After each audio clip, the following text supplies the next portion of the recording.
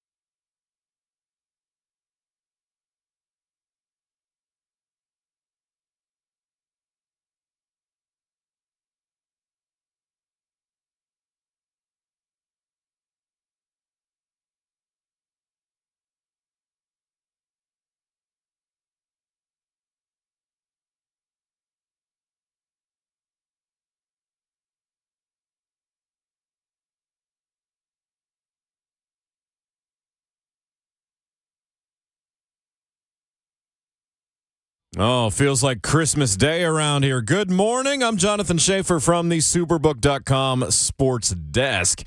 It is 6 o'clock. The long wait is over. Finally here, the NFL Draft begins tonight with Titans radio coverage beginning at 6 p.m. live from 6th and Peabody. You can hear every first-round selection right here on The Zone. Coach Dave McGinnis of Titans Radio joins us at 7:20 this morning. Former Vol and Super Bowl winner Trey Smith at 8:30. Vols head coach Josh Heupel at 9:40. Today. According to reports, Jaguars left tackle Cam Robinson is facing a multiple-game suspension for violating the NFL's performance-enhancing drug policy. That is breaking news. Details developing. The Braves beat the Marlins 6-4. Atlanta rallied with 4 runs in the bottom of the 8th to get the win. The Braves have won 3 in a row. Look to sweep the Marlins tonight in this 4-game series. Nashville SC defeated San Antonio FC 1-0 last night at Geodis Park. Ethan Zubak scored the game-winning goal in the 71st minute. The boys in gold advanced to the round of 32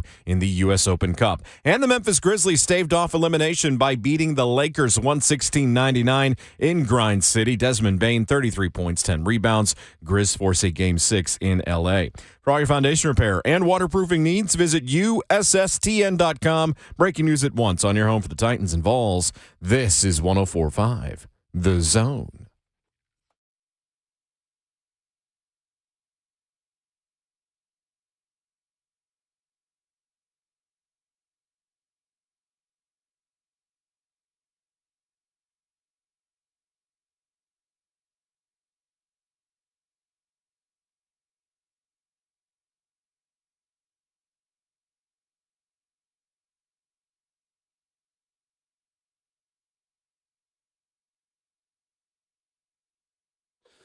Thursday morning in the Music City, and finally, it is draft day. Right here on Ramon, Kayla, and Will, powered by All Four Seasons Garage Doors.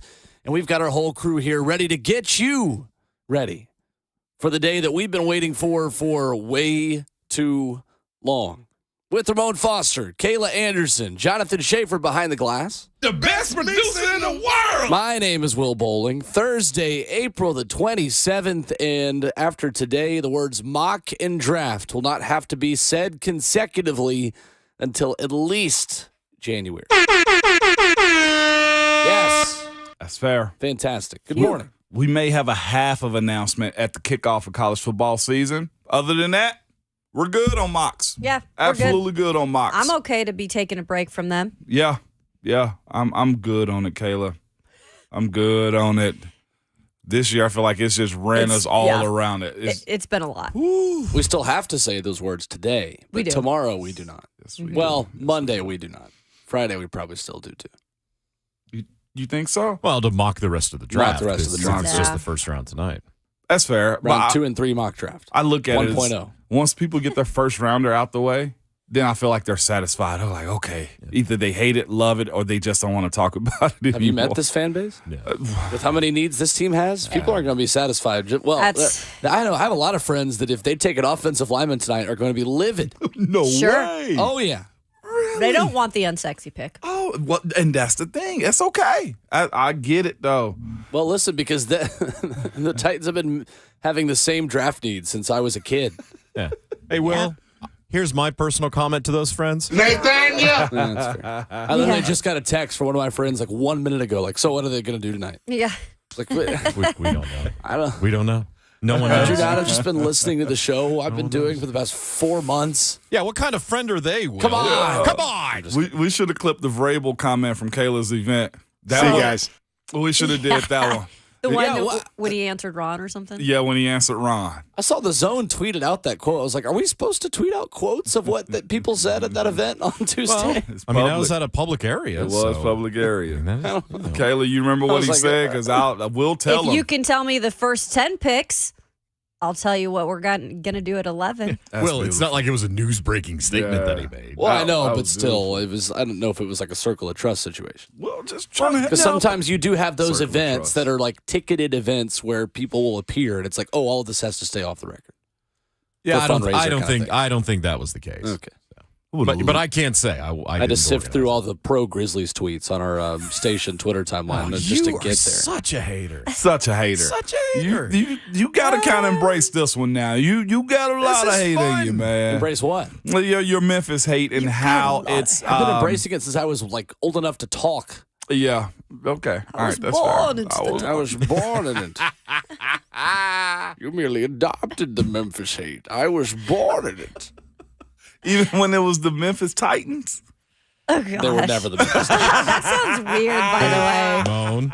They were never the Memphis Titans. Tennessee Oilers. I know. That's what that was. Titans. Tennessee Oilers Yeah. gonna get all over you. Moan.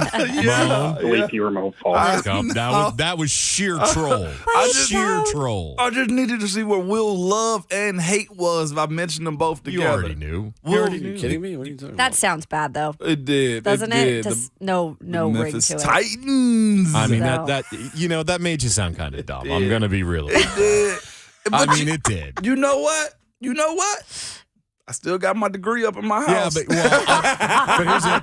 You know what? That comment was almost as dumb as the Music City Musical. almost. That's There Mario. he is. I want tickets to that. Yeah. We talked about it. Oh, we I think you discussed made that. the cast too. Oh, perfect. We discussed that at length with Mike Keith during the pandemic. We did. Was that like one of my introductions Oh. to Mike Keith? Was that like one of your first shows ever? Yeah. I think it was It the was- first show. That's I great. don't know if it was first show. It was first week at like least. first week. Oh yeah. I was listening live when that happened, and I was just like, who is this guy that we just hired? The Music City Musical. Who in the world did we just get? But By now, Ramon Foster. now that you know me, you get how I could have said that. Maybe Of course. you get it now. Hey, Moan. Yeah. No, I don't see any scenario of that. That was There are no flags on the field. You know what? It would be a good musical now that I'm thinking about it. He's got something. He's got something. He's got Yeah. something. It really would. It could go to Broadway. It's a music City Musical. Oh, man. That's the intro right there, I Kayla. know. I'm going to be like Michael Scott and just recite an entire Law & Order SVU episode in order to audition. You'd audition for I it? want to be Will? Lorenzo Neal. Okay. Who do I get to play? Do I need to? Wait, Will, you're going to be Lorenzo Neal? Of course. That's got to be racist. I'm putting on Can weight. I be Who you Fisher? trying to be? Everyone else is losing weight around here. I'm still Man. bulking up. Bro. Okay. You Caleb can be being Coach Fisher? Fisher. Yeah, I think I can do it. That'd be awesome. Come on now. Mm-hmm. I'll be B-Hop. They called it the Music City. You know, I love my flip flops. I am heading down my to the goodness. beach in Mexico. Hey, y'all keep playing. We might have to have a side fundraiser for I know. a musical around here. 30 minutes top, though. That's all we need. And it could be the whole station. We're the stars, though. But Absolutely. Oh, wow. Okay. I I'm have good with that. only one request. What? The role of Mike Keith is played by Mike Keith. I was going to say. yes, That- absolutely. That is a Yes. requirement. He hasn't Love it. aged, so I mean, you might really as well. hasn't. Perfect. Because He has anyone no else role. we try to get to play Mike Keith is going to be like Kevin James trying to play Sean Payton. It's just not going to do it justice. Oh God, yeah. It's not going to be good. Did you see that movie? No, baby. Of course not. Okay, I was just I wondering. don't if watch anybody movies that are watched it. good. Why would I watch a movie that's bad? He's a Netflix kind of guy.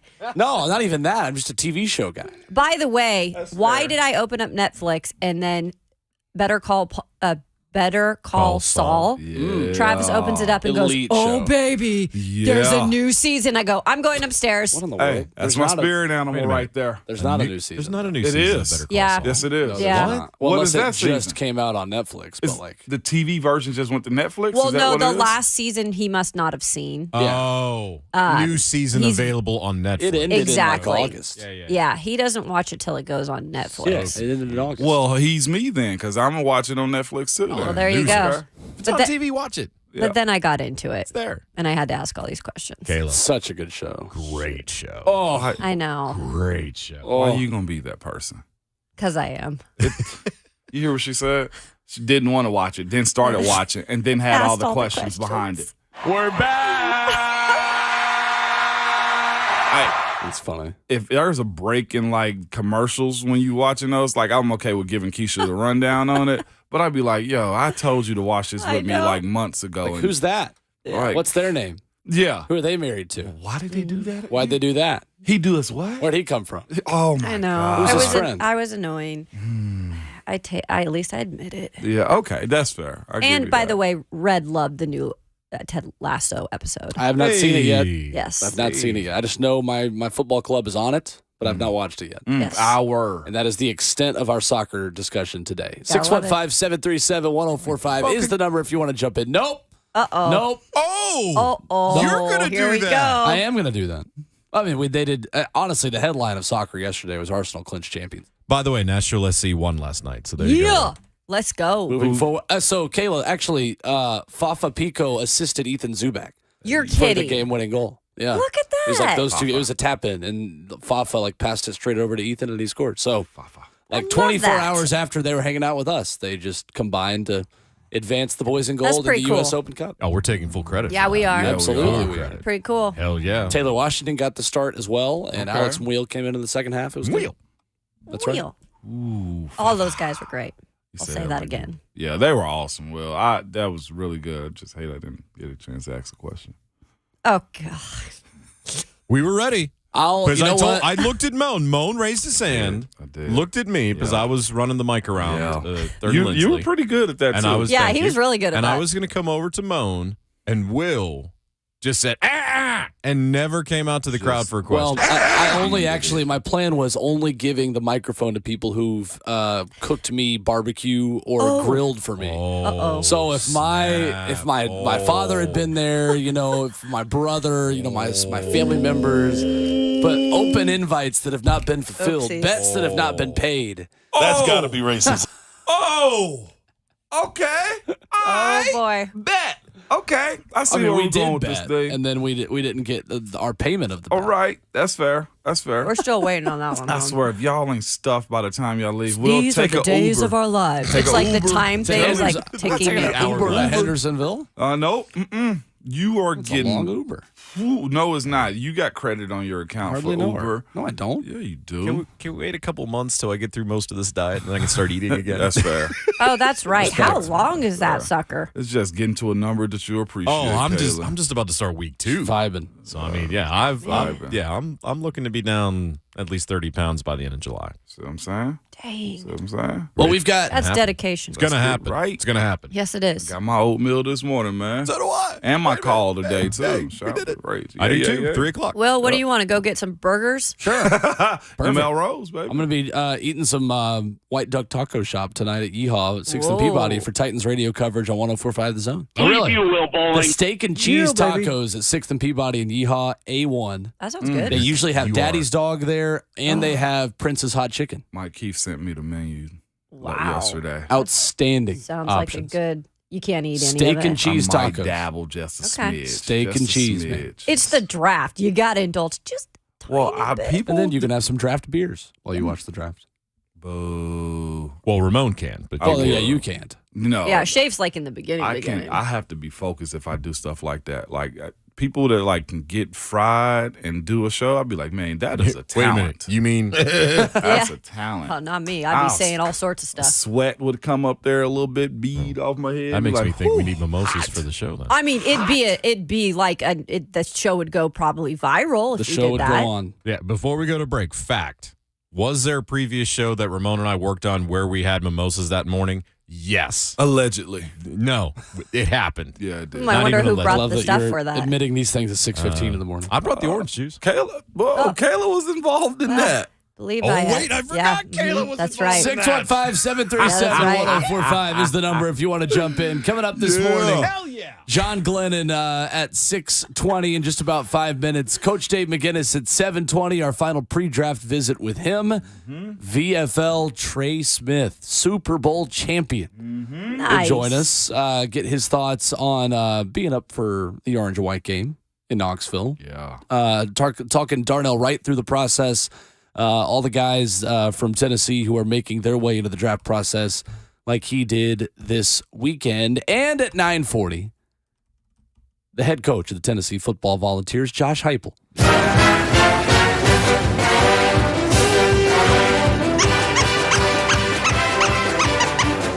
It is draft day, and we are going to act like it. I can promise you that. Coming up next, John Glennon for the Nashville Post joins us as we get the party started right here on Ramon, Kayla, and Will, 104.5 The Zone.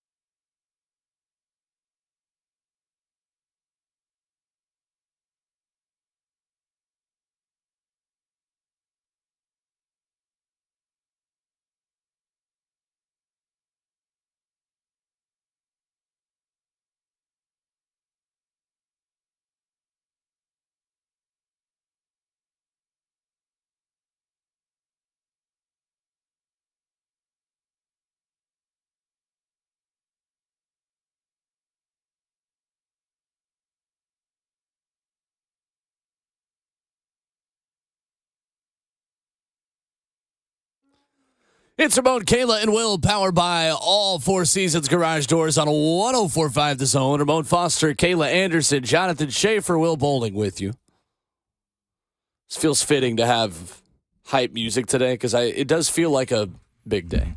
You just want to talk about this song on the field before kickoff? Can you imagine this? Dun, dun. You're about to go hit somebody? We get the ball first. Know the first five plays. It's go time. Have you heard of the Thunderstruck drinking game? No. Ooh. Every time they say thunder, someone else has to drink until they say thunder again in a circle. I'd play that game. So you with don't want to get hit in the middle part of the verse. Okay. Right. So you want to be now. You're like, okay, I'm good. I'll play that game with you, Will. we On can the play show? that game. Okay. Nobody has to know. Like imagine getting Right. it right now. Actually, right now it's not that bad. It's in the chorus is when it's bad. Woo-hoo! Ramon's going to get his Anyway, pads on right now. This song right here is legendary. It's a good one. It's a good one. That kickoff when that ball goes and that crowd's roaring. This is what the NFL does. It's an addiction to you. Can't wait for the fall again. God, It's coming up right I around know, the corner. This is the biggest tease after the draft It of is. just like, oh, we need fallback. We do. Yeah, this is the part you don't want to be on. is it? I never really When you're paid attention. drinking your sweet tea. Straight sweet tea. Right now, yeah. This is the longest stretch without them saying the word thunder. I love this song, man. Such a good song. I hope everyone put out their milk and cookies for Kevin Costner this morning. Because the movie Draft Day. I got my GIF up you were there. tracking with Never me. watched that show. I actually never Oh. did either. I hadn't I even. watched it. I'm gonna be real. Johnny Manziel. A bunch of that stuff I was anti-draft with. I was A. like, why Wiggins. would I watch them It draft involves, somebody? it involves the Cleveland Browns. Why the hell would I want to Well, watch that? that part That's too. why you guys aren't watching it. You know I had to do it for you. So we begin this morning with our good friend John Glennon, his new role with the Nashville Post covering the Tennessee Titans. Big headlines with him. Lots to discuss with our guy, John Glennon, right now on our Bone, Kayla, and Will. Do you have any strong inclination on what the Titans are going to do as the dust begins to settle? You know, I mean, it's hard to say for sure. Just, you know, there seem to be so many directions that they can go in. You know, if I had to guess right now, I would say, you know, maybe they move back. You know, as we've talked about for a long time, this is a team with only 6 draft picks in this draft. They've got a lot of holes to fill. Wouldn't stun me if they go back. I would say maybe if they stick around at number 11, I'm going offensive line for the Titans. I think, you know, certainly you can make an argument for other positions, wide receiver, you know, even quarterback if one of the guys is still there. I'm going line. I think you got to start with the offensive line. So one of the big bodies, I think, you know, certainly Paris Jones is going to be Paris Johnson going to be a strong possibility there. And then, you know, there's always the wild card option too of moving up and trying to get that quarterback. I feel like that's less likely. You know, it seemed like it was more a possibility earlier, but I'd be surprised right now if the Titans go in that direction. And John, isn't it interesting too how everything comes back to the initial inclination we all kind of had at the beginning of the process? We go through Jackson Smith and Jigba and wide receivers, then maybe it's trading up for a quarterback, and now we really just end up where we all kind of started in this process at offensive line. Between those top 3 tackles, and Broderick Jones, Paris Johnson, and Peter Skoronski, who do you feel like maybe is the strongest possible candidate out of that trio?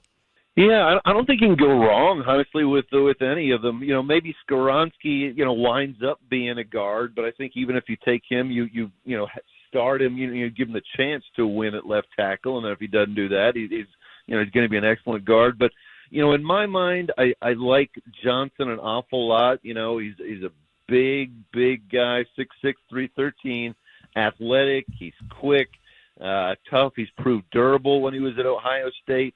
You know, and I think he fits well into the kind of zone schemes that the Titans use. He seems to make an awful lot of sense to me. Maybe needs a little bit of polish from what scouting reports are telling us. But I think that technique can be worked on. I found it interesting, a little tidbit also. He has a good reputation as kind of being a leader, very, very mature guy, very smart guy as well. And he was even described, I think, by The Athletic, noted that he's been described as, quote, the father of Ohio State's line. So if they bring in the father of Ohio State's line, might make a nice replacement for a guy they call Dad and Taylor Lewan. Look at JG. I love it. Bringing it. Oh, that's phenomenal. Okay, JG, I can't follow that up. Fit, right? The Lion can call him Dad as long as the city doesn't make that mistake again. Please, God, everyone. There we go. I guess I'll try to follow it up then. Okay, JG. With that being said, a group that needs a father also, the wide receiver room. Hey, good job, Ramon. That was good. Proud of you. Thank you. There's a bucket over there. Drop some coins in there for me, please. With that being said, that group does need some bodies, man, some playmakers. Where are you at on this group, whether it be second round, or do you say, you know what, get more points on the field with a wide receiver right now, more playmaking? Yeah, that's certainly a possibility. And as you say, I mean, it's certainly a room that needs to be filled up. They need a father, they need a brother, they need a son. They need about everyone they can get at this point. Because as you look at the group right now, of course, Traylon Burks is really the only kind of potential game changer. So it would make sense too. If Jackson Smith and Jigba is there, I can understand that move. I don't, from everything I see and I read about him, he's not necessarily the wow wide receiver that you might have seen, in some previous drafts. But still, given the state of the Titans wide receiver position there, I can certainly see that. Maybe the one concern, of course, for a team that's had so many injuries, and we know how Mike Vrabel was troubled by the soft tissue injuries as well. Jackson Smith and Njigba, played 60 snaps last year because of the hamstring issue. That's a pretty significant hamstring issue to hold a guy down to 60 snaps. And he really only had one big year at Ohio State. So I think you at least have to poke around, make sure everything is fine in that regard. But I can also see, I think I did like a 3-round mock for the Titans at one point, and I had them going with Darnell Washington in the second round, a big, massive tight end out of Georgia, and actually waiting wide receiver going in the third round, maybe getting one of the kind of the speed guys like a Jaden Reed from Michigan State, or a Marvin Mims, from Oklahoma, or even, a Cedric Tillman, not necessarily a Blazer, but he's a good guy that would really fit in well with the Titans, I think too. So plenty of options, but clearly to me, offensive line and wide receiver, biggest priorities moving forward. Will has kind of made this point, and I think it's right. He's followed this team for a while. You know what I'm saying? As far as being a fan and understanding their trends, would it actually shock you if they went cornerback in the first round, if there was a run on quarterbacks, if there was a run on wide receivers early? Like, defense ain't out of the question for that side of the ball either. You're right. And that to me is the dark horse position. That would surprise a lot of us, but you could make a case for it also, and that's just because the Titans have a number of high draft picks there, a number of bodies at cornerback, but there's still so many questions, injury questions. Christian Fulton has been, troubled by injuries his first few years. We certainly have no idea if Caleb Farley is going to pan out because of all the injuries and the lack of experience. Elijah Molden missed most of last year with injuries. And even, honestly, even the free agent signing, Sean Murphy-Bunting, I think is going to help, but he missed several games last year due to injury. So there's a lot of questions there.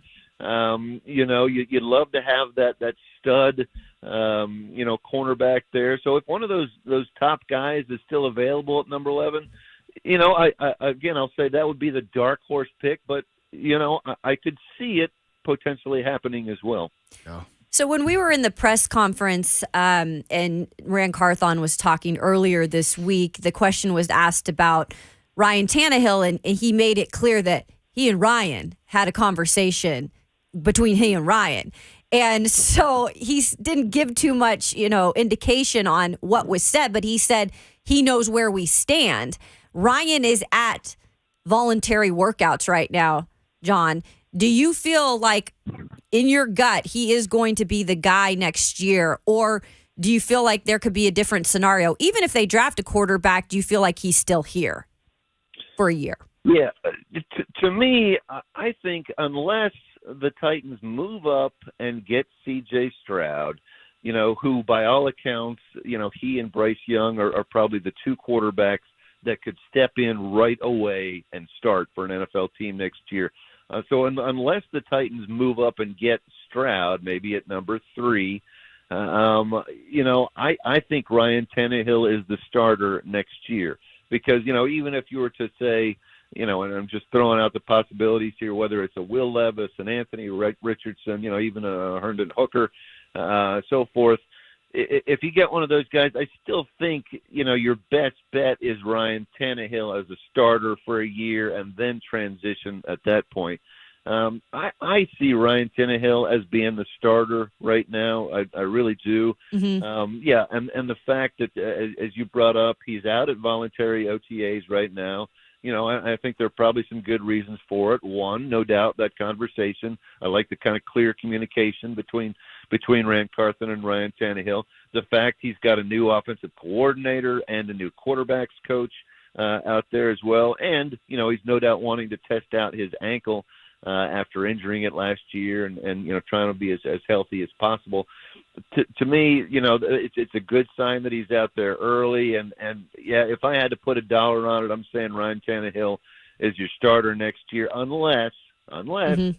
We get that wild card trade up, pick C.J. Stroud. He strikes me as the kind of guy that might be able to come in and start right away. So going back to the defense real quick in the draft specifically, I know we talked about the cornerback position, but do you feel like there's a need to get a little bit more in that linebacker room? I know that they've added Aziz and everything, and they've got Monty Rice, but I feel like that's one of those positions that just to have another guy would be favorable for them.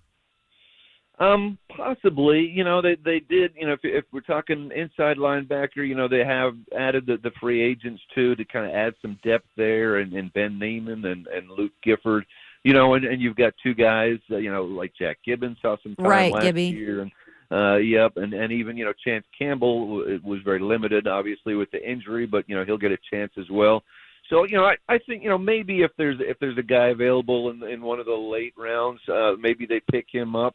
But I don't think it's a huge concern there. I think they're probably pretty happy with what they have right now. And I think edge too, I think, again, maybe a later round pick, but I think the depth, even, despite the loss of Bud Dupree, is still pretty good. Autry plays on the edge an awful lot anyway.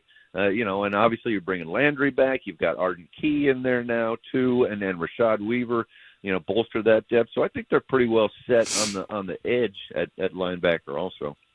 John Glennon, our guest this morning on Ramon, Kayla, and Will. And John, that being said, doesn't it feel like if Nolan Smith is maybe available at number 11 that he would fit pretty well into what Mike Vrabel wants to do?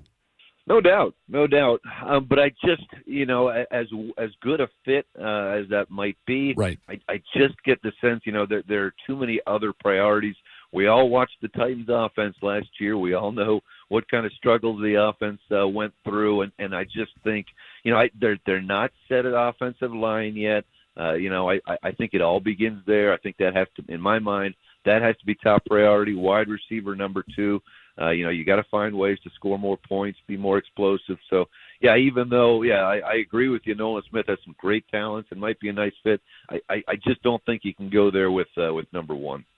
So there he is, John Glennon with us this morning on Ramon, Kayla, and Will. And I legitimately, guys, do not remember a morning where it was still this unknown what the Titans are going to do on draft day. Because there's like 5 different guys that we covered with John there, and I could see all of them as very realistic possibilities. Mm-hmm. Oh, yeah. Yes, I see a scenario of that. You see? Definitely. That was good. Good playback. No, I don't see any scenario of that. My wife and I actually were having that conversation last night. Like, so you really don't know who the Titans going to take? Yeah. I said, no. I was like, if they took 2 offensive linemen in the first round, I'd be like, yeah, that's a good draft. I was like, Sure. if they take 2 wide receivers in the first round, I'm like, yeah, it was a good draft. She was What like, if they take really? a quarterback? Well, that Then one what'd you I'd say? side-eye that one a little bit. Okay, because I'd I still side-eye think that it's a possibility.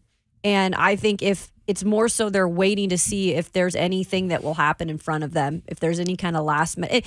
And look, the draft board is set. We've heard that. Yeah. But we all know what makes draft night exciting is things can happen. Yeah. So there's still a possibility that they could get the quarterback or a quarterback could fall to them. Yeah. And Diana Rossini mentioned on ESPN yesterday still the possibility of trading up to 3 to get a quarterback. At this point, if that is to happen, I think they're going to try to wait out the Cardinals as much as possible and have the market become depressed so that the cost is lower. Because I still don't think the Titans have enough or are willing to sacrifice with the amount of future assets that it would take to get it up to number 3. So that's why I'm just curious as to what the market for that pick actually is.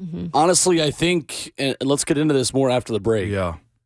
This actually might end up becoming a really advantageous position for the Titans to be in, because I don't think the Colts have any interest in moving up anymore, because the Colts are going to draft Will Levis even if C.J. Stroud is on the board. So at this point, the more we feel about the trade market, Arizona is desperate to move back, as bad as their roster is. Can you get a discount price for number 3? Cool. Let's go back to this discussion coming up next. Timon, Kayla, and Will, 104.5 The Zone.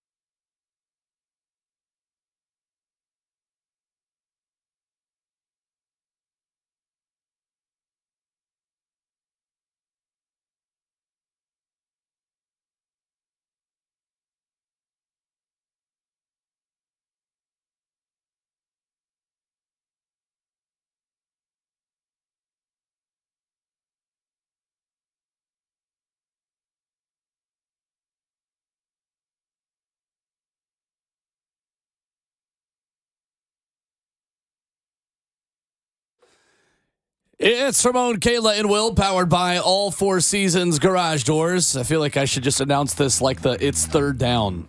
Yeah! As I just say the name of our show.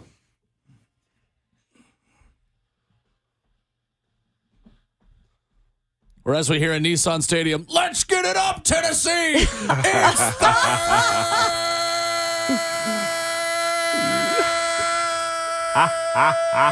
third down! Oh my gosh. Welcome to the jungle. That's Anyway. good, Will. Should have been Lucas. 615-737-1045 is the number. Facts. Lucas did a great job on his audition did. to be the stadium Look at my PA dog. guy. Dude, he was so. Telling That's you. before I knew him, and I just knew he was him really through good. like you guys, and I saw his audition tape. I'm like, give him the job. Yeah.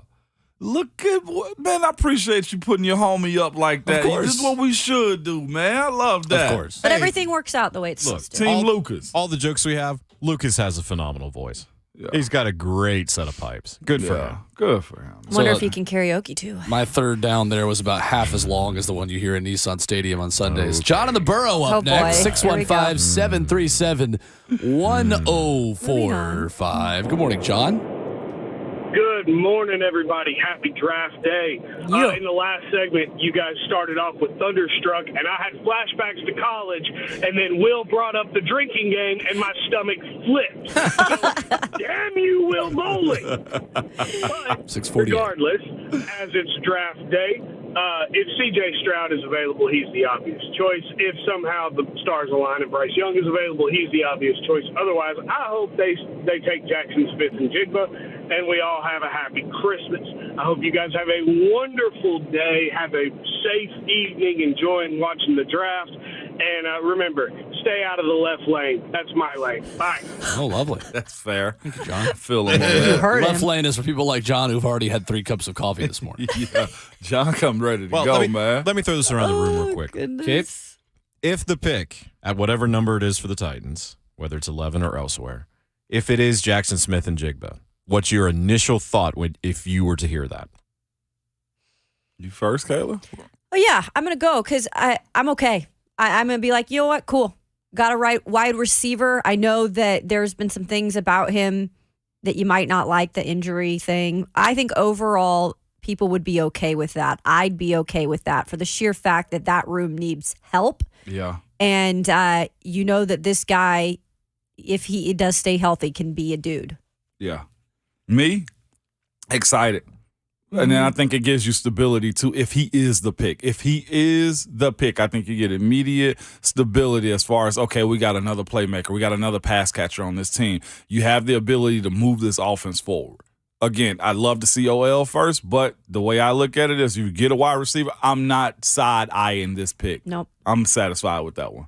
I'd give it a C+ to a B- if you take Smith and Jigba at 11. Now, if you traded back and got him at 18 or 19, I'd give it more like a B.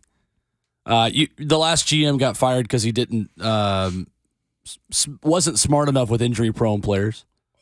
I don't know if Jackson Smith and Jigba is injury-prone as much as a Caleb Farley was at the time, but No, baby. you've got too many soft tissue injuries on this team already. Don't add a guy that just came off of one for an entire season. That's And a fair. guy that can only play the slot. So can we ask, what was the injury again? Hamstring. Okay, so it was a hammy. Yeah. Mm-hmm. Yeah. I mean, that's the thing is, for him, I would rather have a wide receiver as many needs as you have who can play inside and outside. Because Smith and Jigba's a slot receiver. Oh, yeah. Yeah, I give you that. Yeah. And with a Zay Flowers there, with a Jonathan Mingo on day 2, with Cedric Tillman. I mean, and he doesn't have Smith and Jigba the straight line speed that this team desperately needs. The gadget good route runner doesn't mean as much to your offense when you have no one who can take the top off the defense. Isn't that Traylon? No. Traylon takes the top over the defense. But he's not the track speed Jalen Hyatt, like Yeah, but let's be Tyreek real Hill. about this. No, Will, I'm not riding with you on that I don't one. know about No. that. He's a threat to defenses deep. He showed that last year. I thought he in could be a his big playmaker. in Close to his 40. small sample size that he had. What's that? I want to know what his 40 was. His 40 time to me doesn't translate to his game feel. We saw him get behind defenses a little bit. A 4.55 40-yard dash receiver is not a over-the-top deep threat. He was last year. By a default. Who else is going to be? But you see, you're discounting his size, too. If he was 4'5" at like 5'11", that's one thing, but he's 4'5" at 6'3". It's not a Traylon Burks problem. Traylon Burks is fine. I think he can be a deep threat. I'm talking about when Mike Vrabel says this team has to get faster, it means that, hey, we need a deep threat wide receiver in addition to the guy that ran a 4.55. This is not a slight at Traylon Burks. I like Traylon Burks quite a bit. I think they need a guy who is just known for, look, go run a straight line and we'll throw it to you way down there. You don't view this as, hey, we got a solid 1 and a solid 2? Because that's what I kind of look at. The one position we've been talking about for the last 3 years since I've been here is we need a slot threat. You get that. See, my thing is, hands. My thought is if you go with Njigba, if you trade down and go with Njigba, the thinking then that you're telling the fans is, I've got my 1 and 2 for at least the next 4 years. Right. We'll see. And then whatever happens with like a Kyle Phillips, if he ends up being a guy you could use third, fourth. I like Kyle Phillips, but again, And the other thing, Mona, and we're going to break, but I'm just getting to the point now, everybody's just going to be injured at some point. Yeah. I mean, when you're signing a free agent, when you're drafting a guy, it's just everybody's going to have some sort of, I don't want to say injury concern, but it's just because of the amount of games these guys are playing now, everybody's just going to have some kind of injury. Well, and you look at it more as a Titans fan because of this past history. BTS, right? I get it. Yeah. The BTS of it, I understand that, and it's fair. Anyway, 615-737-1045 is the number. Coming up next, we'll get to Bobby on the phone lines. We will continue the discussion with Daniel Jeremiah's new pick for the Tennessee Titans. A brand new name has entered the chat for this team at number 11. Coming up next on Ramon, Kalen, and Will, 1045 The Zone.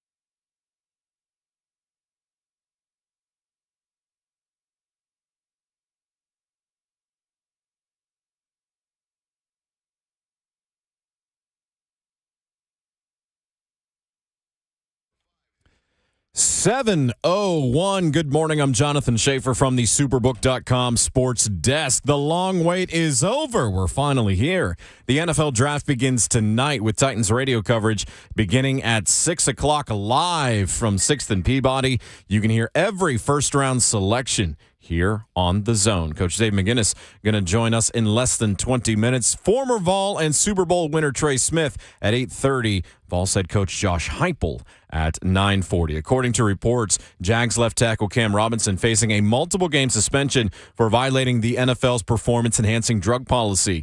Braves beat the Marlins 6-4. Atlanta rallied with 4 runs in the bottom of the 8th to get the win. The Braves have won 3 in a row. Look to sweep the Marlins tonight in their 4-game series. Nashville SC defeated San Antonio FC 1-0 last night at Geodis Park. The boys in gold advanced to the round of 32 in the U.S. Open Cup.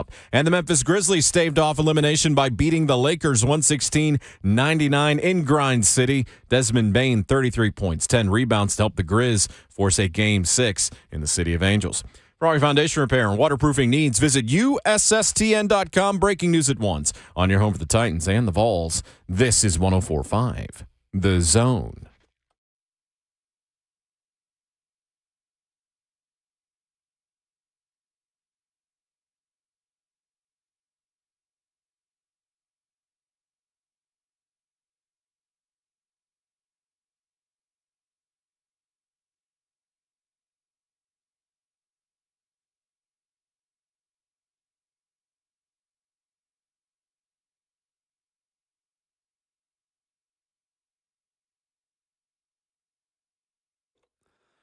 It's Ramon, Kayla, and Will, powered by all Four Seasons Garage Doors, live on Draft Day. Right here on 104.5 The Zone. Presented by all Four Seasons Garage Doors. When trust matters, count on all Four Seasons Garage Doors in Nashville. Professional garage door installation and repair from a locally owned and family-run business. Visit allfourseasonsgarages.com/Nashville with our 11-year NFL veteran who you can hear on Titans Radio tonight. His name is Ramon Foster. Who the hell are you? Ramon. You know. Say my name. Say my name. Ramon. What? Say my name. I don't have a damn clue who the hell you are. Do you respect that guy? Ramon. There he is. Yeah. Live tonight. You excited? I am. I tossed and turned all last night, too.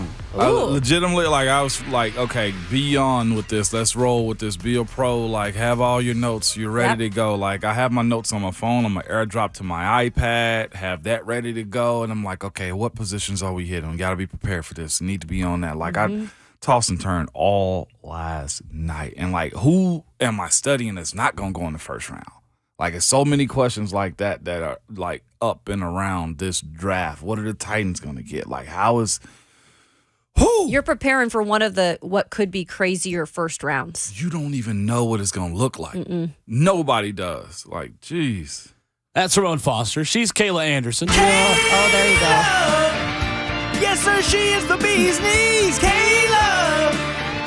And she covers your favorite teams, Kayla. Let her ease your worried mind.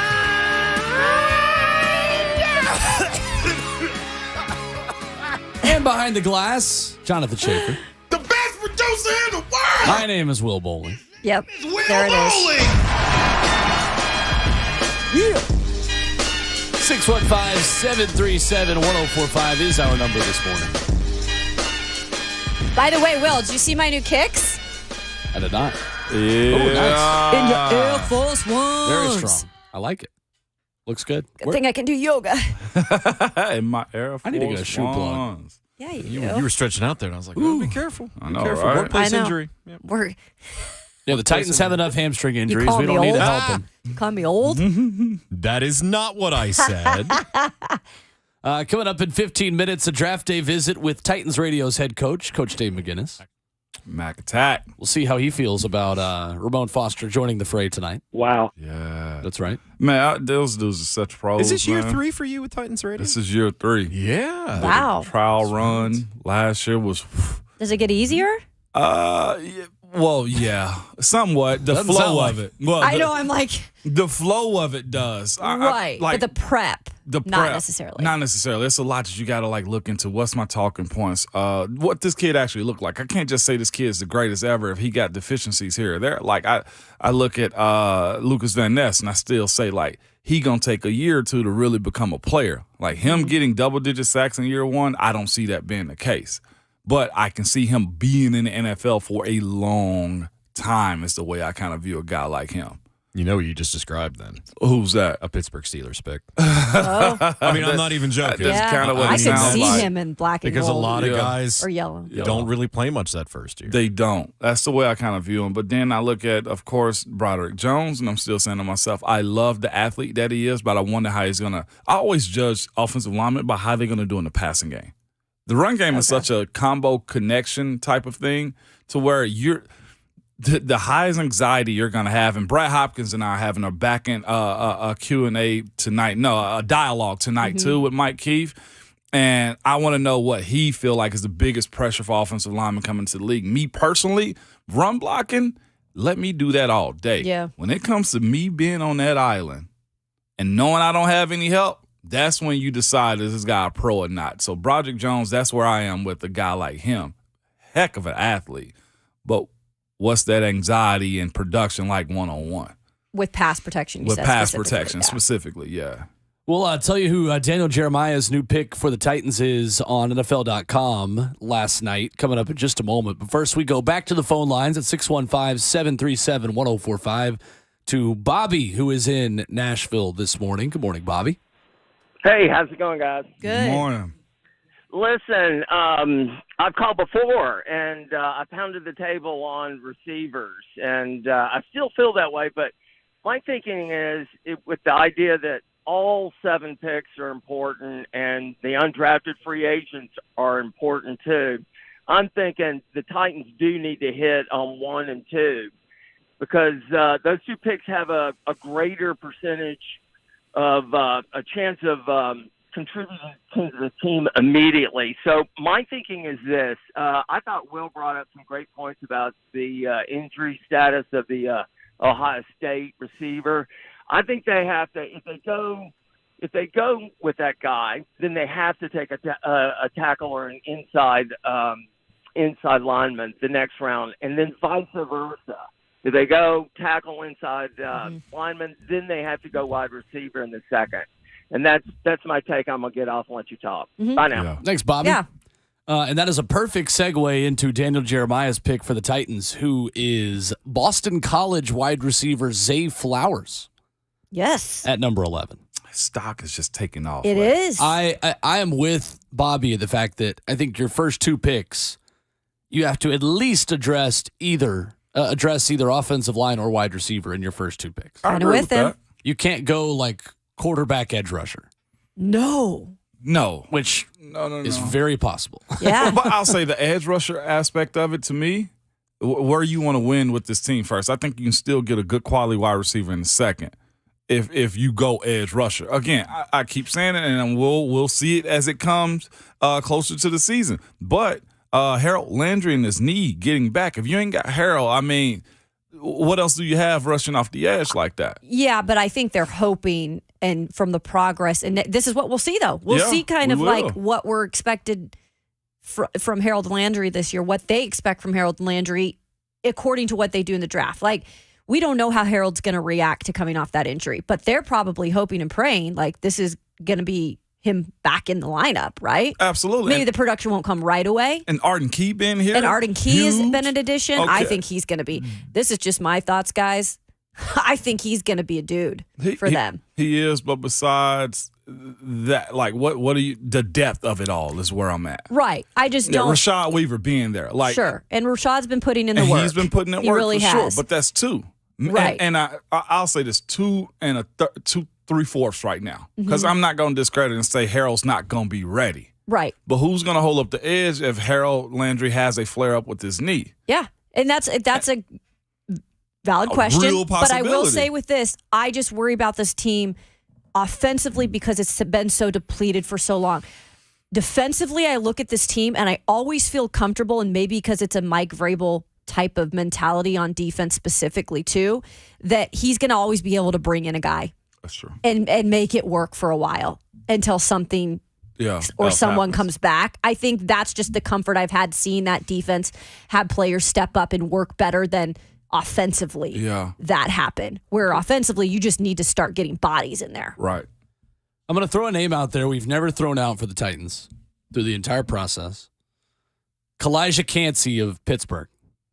After a trade back in the first round and pairing up your 2 interior defensive linemen for the next 4 years. Guy that ran a 4.67 40-yard dash, undersized D tackle from Pitt. Why do you like him? I just have to ask you that. Because if he's the best available talent at 18 after a trade back, that's why I like him. Have you looked at him at all, Ramon? Fastest 40-yard dash ever for a defensive tackle. I will say I like the product that comes out of Pittsburgh. I do too. Defensively specifically, but I've watched him. He's good at what he does. His ability to stop the run ain't necessarily his type of style of ball. The way I look at this D-line here, they like big body run stopper pass rushing guys. Tierra Tart, Jeffrey Simmons. Think about all the guys that have come before those couple. Like, they're bigger bodies. That's my only question. Kalijah Cansey being the playmaker, all about it.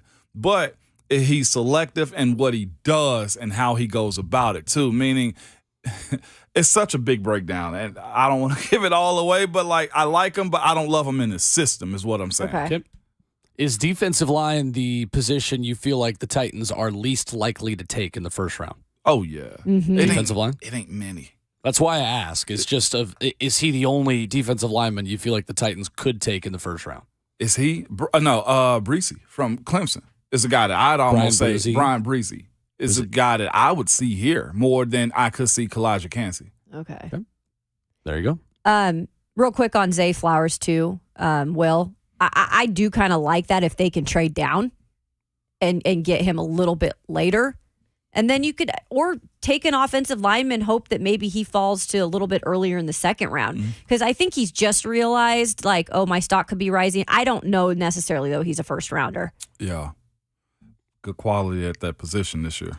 Coming up next, we'll ask Coach Dave McGinnis about those prospects, about what general managers and head coaches have been doing over this final week of draft preparation. And the one offensive player who I'm hearing the most about over the last 2 weeks, who was not previously discussed quite as much at a position now that I think we'll have 2 guys go in the first round. That's coming up next in our weekly visit with Coach Dave McGinnis right here on Draft Day on Ramon, Kayla, and Will, 104.5 The Zone. Yes!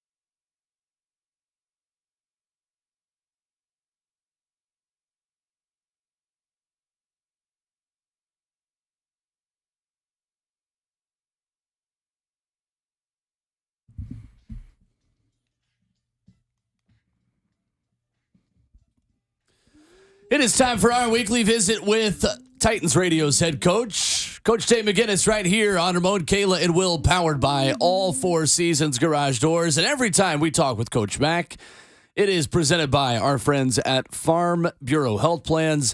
Look to the folks at Farm Bureau Health Plans. When you need someone who knows the health coverage game plan, they've been protecting Tennesseans for 76 years. Coach Mack, what's going on?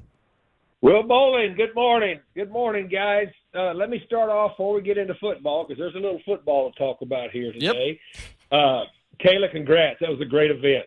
And major props to everybody up there that came up there to support, especially from the station. All the shows were represented. I sat there with Allison to listen to the songwriters and Paul Mason and Brent Doherty. And look, that was a great event, Kayla. You got great support from everybody. Well deserved. Your Channel 2 buddies showed up. Yeah. I mean, I really enjoyed that evening. And then we topped it off by bringing the songwriters back out. Yes. Ramon. He was going to go congratulate the songwriters. I said, bring them over here. And so we pulled a bunch of chairs up, and I'm very proud to be part of the group to close the place down. So good job. Coach, thank you so much, and thank you for coming. I want to say those songwriters, when we were in the green room, were raving about you, and they wanted to talk to you because they just loved your perspective on things. And so I'm so glad that they came out and found you, because you guys did. You had a little round table to shut down the place. I thought that was so cool. And that was the whole point of the night, is bringing music and sports together for an incredible cause, which we raised some good money for LLS. And so I really appreciate y'all. That was really a solid event. I've been to a few, and that was a very, very solid event. A lot of fun, great cause. And look, to get a head coach out at this time of year, that's huge. UC Soros was great. And Will up there with the National SC guys. They impressed me so much. I really, Allison's a season ticket holder. She said, would you like to go to a game? I said, yes. Yes.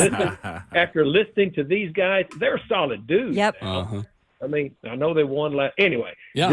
Great evening. We were sitting down front, as I said, there with Allison and Paul, and there's a lot of noise on the second level up there. And she said, what's going on up there? I said, well, that's Slay. And then when I told Slay that yesterday, he said, why is it always me? He said Ramon was just as bad. Yep. That's fair. But Slay heck gets of a picked peanut out. gallery up there, Coach Mack. Ramon also, by the way, Coach Mack, who says last night he was tossing and turning because he's chomping at the bit. Like, I feel like we got to hold Ramon back. Like, he's watching the opening kickoff right now, and he's about to go hit somebody because he's excited about joining you guys on draft coverage tonight. Oh, Ramon has done a great job the last 2 years. He and I talked a little bit last week. When I was up there after we left the green room, I pulled out my book and we started going over some of the offensive linemen, and he's ready. I mean, he stepped right in that first year and didn't know. I don't think he knew quite what to expect, but he's done a great job, and he'll do a great job tonight. Thanks, Coach. Love it. Well, looking forward to listening tonight to Titans radio coverage starting at 6 o'clock. Brad Hopkins, Ramon Foster, Coach Mack, Rhett Bryan, Mike Keith, the entire crew. Looking forward to that coming up tonight on Titans Radio and 104.5 The Zone. Coach Mack, this last week, I love asking you these process-based questions about what coaches and general managers have been doing over the past week. So moving forward into draft day, what have the last 7 days or so been like for coaches and general managers in this final step of the draft process? Well, you're being sure that you've got all the final information on guys. You're checking and rechecking the medicals. That's really big at this time. I've mentioned this before. Something that's really big. It's not only for the coaches, but everybody involved. And especially these area scouts. Now, you've got to make sure that you've got legitimate draft day telephone numbers for these people. I mean, that is something, and you've got to talk to them and say, where are you going to be? Is this the number? Is this the line that's going to be open? Because that's critical, because once you get on the clock, the first thing that you do when you make a decision, before you take the card, before the card is taken up to your representatives. It'll be at Kansas City this year at the table. You've got to have the player on the phone, and you got to have the player on the phone so that you know that everything is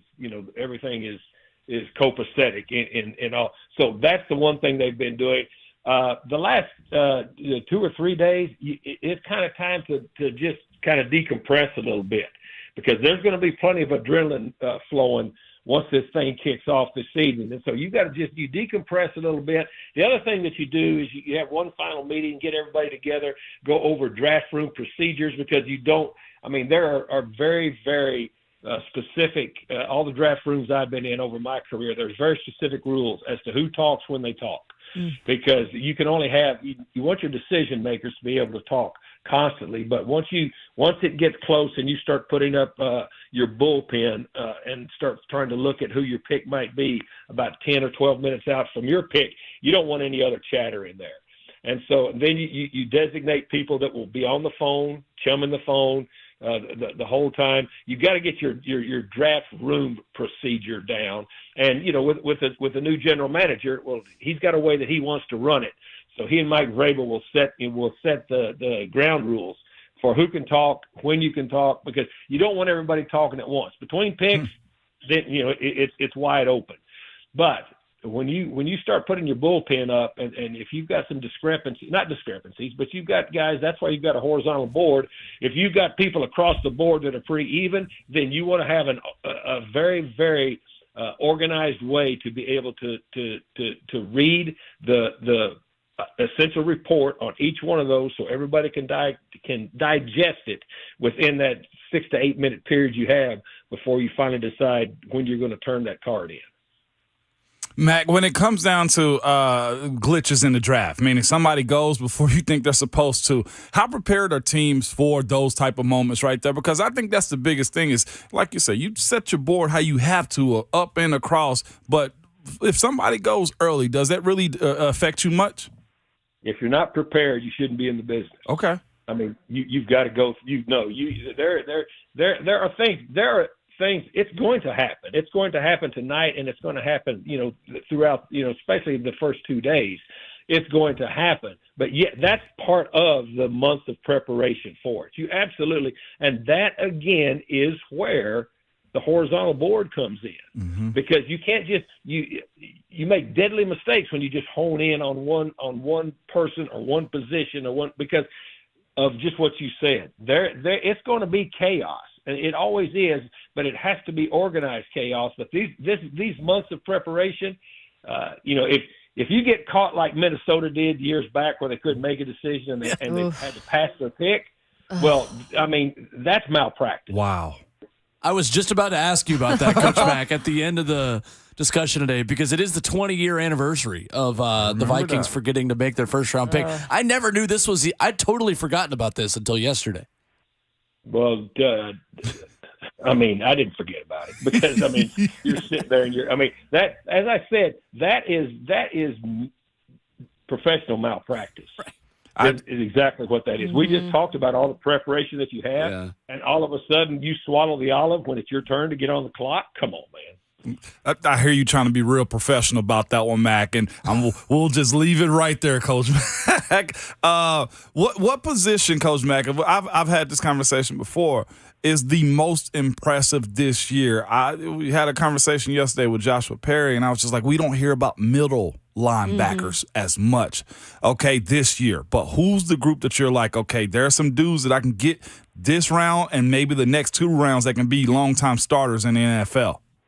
And Rhett Mize top 100, when we fleshed that out, about 8 days ago, 15 edge rushers, 14 corners, 14 wide receivers. That's the number. Okay, so that's the one.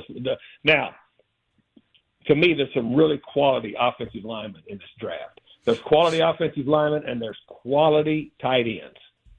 Okay, we've got 8 tight ends in our top 100. We've got 8 offensive tackles and 5 offensive guards, and 2 offensive centers. So, linemen that's 15 linemen in total in the top 100. Those are the things that I'm looking at as to where there are numbers. There are different types of numbers. The receiver group is vastly different this year than it's been in past years, because you don't have that big monster guy. And there's been 2 or 3 in previous drafts that have been big and fast. You don't really have that, this year. You've got the smaller, really fast guys because that's the way these offenses are spread out now in collegiate football. So to me, but you start out at the top, edge and cornerbacks. To me, there are quite a few of those dudes that will help any team throughout these first 2 days, Ramon, I think. Coach Mack, that's the other portion of it, too, that you speak of, like this big group of I want to call them the core guys. You mentioned centers. You mentioned, tight ends. Like, it's not we're talking about wide receivers and quarterbacks being that dynamic group. This draft, it feels to me, has a bunch of those core, long-time starting prospects in it as opposed to there being the superstar guy. Like the Joe Burrow, I don't feel like it's in that draft. And they're going to play the quarterback up, but is that more of what you see this draft as opposed to other drafts? Yes, and look, you can do everything that you want, but still, at its core, this is a big man's game up front. It's a big man's game. And you've got to have those people on both sides of the line of scrimmage if you're going to get anything done for a long haul. If you want to build something for a long haul, and not just because you're on the radio with me right now, not just because you're going to be doing the draft. Look, if you're not strong up front on both sides of the ball, and you can't lean on that, especially as the season starts to wear on, you're going to have problems. You're going to have problems. You can see what happened to the Titans down the stretch when they just continued to have to replace guys up front on both sides of the ball. And that's not just for the Titans. It's for any team in this league. I mean, it's just borne itself out. I mean, I've been doing this for a long, long time, and I just know that it's still a big man's game up front, and you've got to be able to solidify those positions. Coach, I know that a lot of fans want to see something splashy always in the first round, but when it comes down to it, it's got to be the smart move. And we've been talking a lot about trading down possibly just to get more picks, because when it all comes down to it, the more picks you have, the more positions you can kind of fill up. And I know the positions here, there are many of need. So what's your thought on the trade down process specifically for the Titans this year? Well, here's the dynamics of a trade down. I mean, I did that for years. Mm-hmm. You got to have somebody who wants to trade up. Yep. I mean, you can't just say, hey, we're trading down. We're going to take this slot. You've got to have somebody that wants to trade up. So basically, the way that those phone conversations go is if you receive a call from somebody that wants to trade up, well, then that's the most advantageous spot you can be in. When I talked earlier about chumming the water, I worked the phones for, 25 years on draft day in a draft room. And so when you're always making those chum calls as far as just, reaching out, saying, hey, what about this? What about that? And then, you're looking over at your general manager and your head coach, or you forget them thumbs up or thumbs down, that somebody might be interested. So the best case scenario for a trade down is somebody calls you wanting to come up. Okay. Because then you can start the ball rolling. It's harder to do the other thing. All right, because then if you're trying to trade out, well, then you have to have somebody that particularly wants to come up to that spot. And normally if somebody wants to come up to the spot, they've got 2 or 3 guys in mind. And it also depends on how many slots they have to jump, because you've got several teams in this draft that have double-digit draft picks. Those are the teams that you would start to chum first. But if somebody's sitting there, like the Titans with 6 or 7 or 8 picks, a lot of times you try to hold on to those. And you got to remember too, Kayla, if there's those teams that have less than double-digit picks in this draft, they're trying to trade down too. Mm-hmm. No, I'm glad you explained all of that. And I just wanted to know about Ran Carthon. It's his first draft. You've worked with Ran in the past. We spoke with him this past week, but I can only imagine the nerves, going through him right now, just knowing how much kind of pressure you feel in this moment. Well, Ran, he'll have some adrenaline going. Yeah. But look, I've been with Ran for 5 years. I've worked with him closely. He's a cool customer when this comes on draft day. I mean, I've sat with him. I know how. I mean, this is look. His personality is he's going to be prepared. His adrenaline will be pumping. But I've very seldom in my 5 years of working with him, and going through a lot of drafts, hearing him read a lot of draft reports, hearing him stand on the table for people he believes in, I have never seen a whole lot of panic in Rand Carthon. Nice.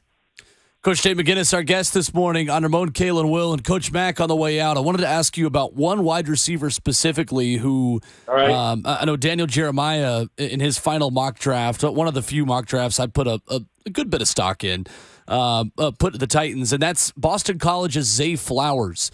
Really like him, man. Number 11, yeah. Really like him. I mean, this is a dude that's got it legitimate.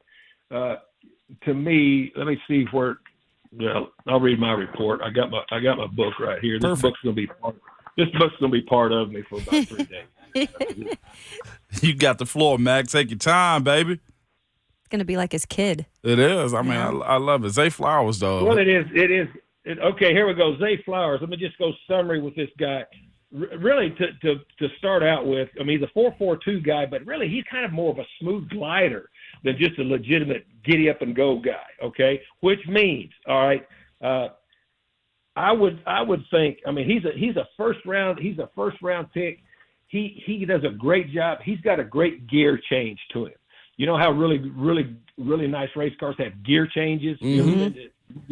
He's a great gear change guy. He can understand how to accelerate and decelerate. He's undersized, but his skill set for outside work, he brings a lot of know-how. He's nuanced and he's a great competitor. He's got excellent play speed, and play speed to me is very, very important, more than track speed. He's got play speed. He's got great pacing in his route. He can create space.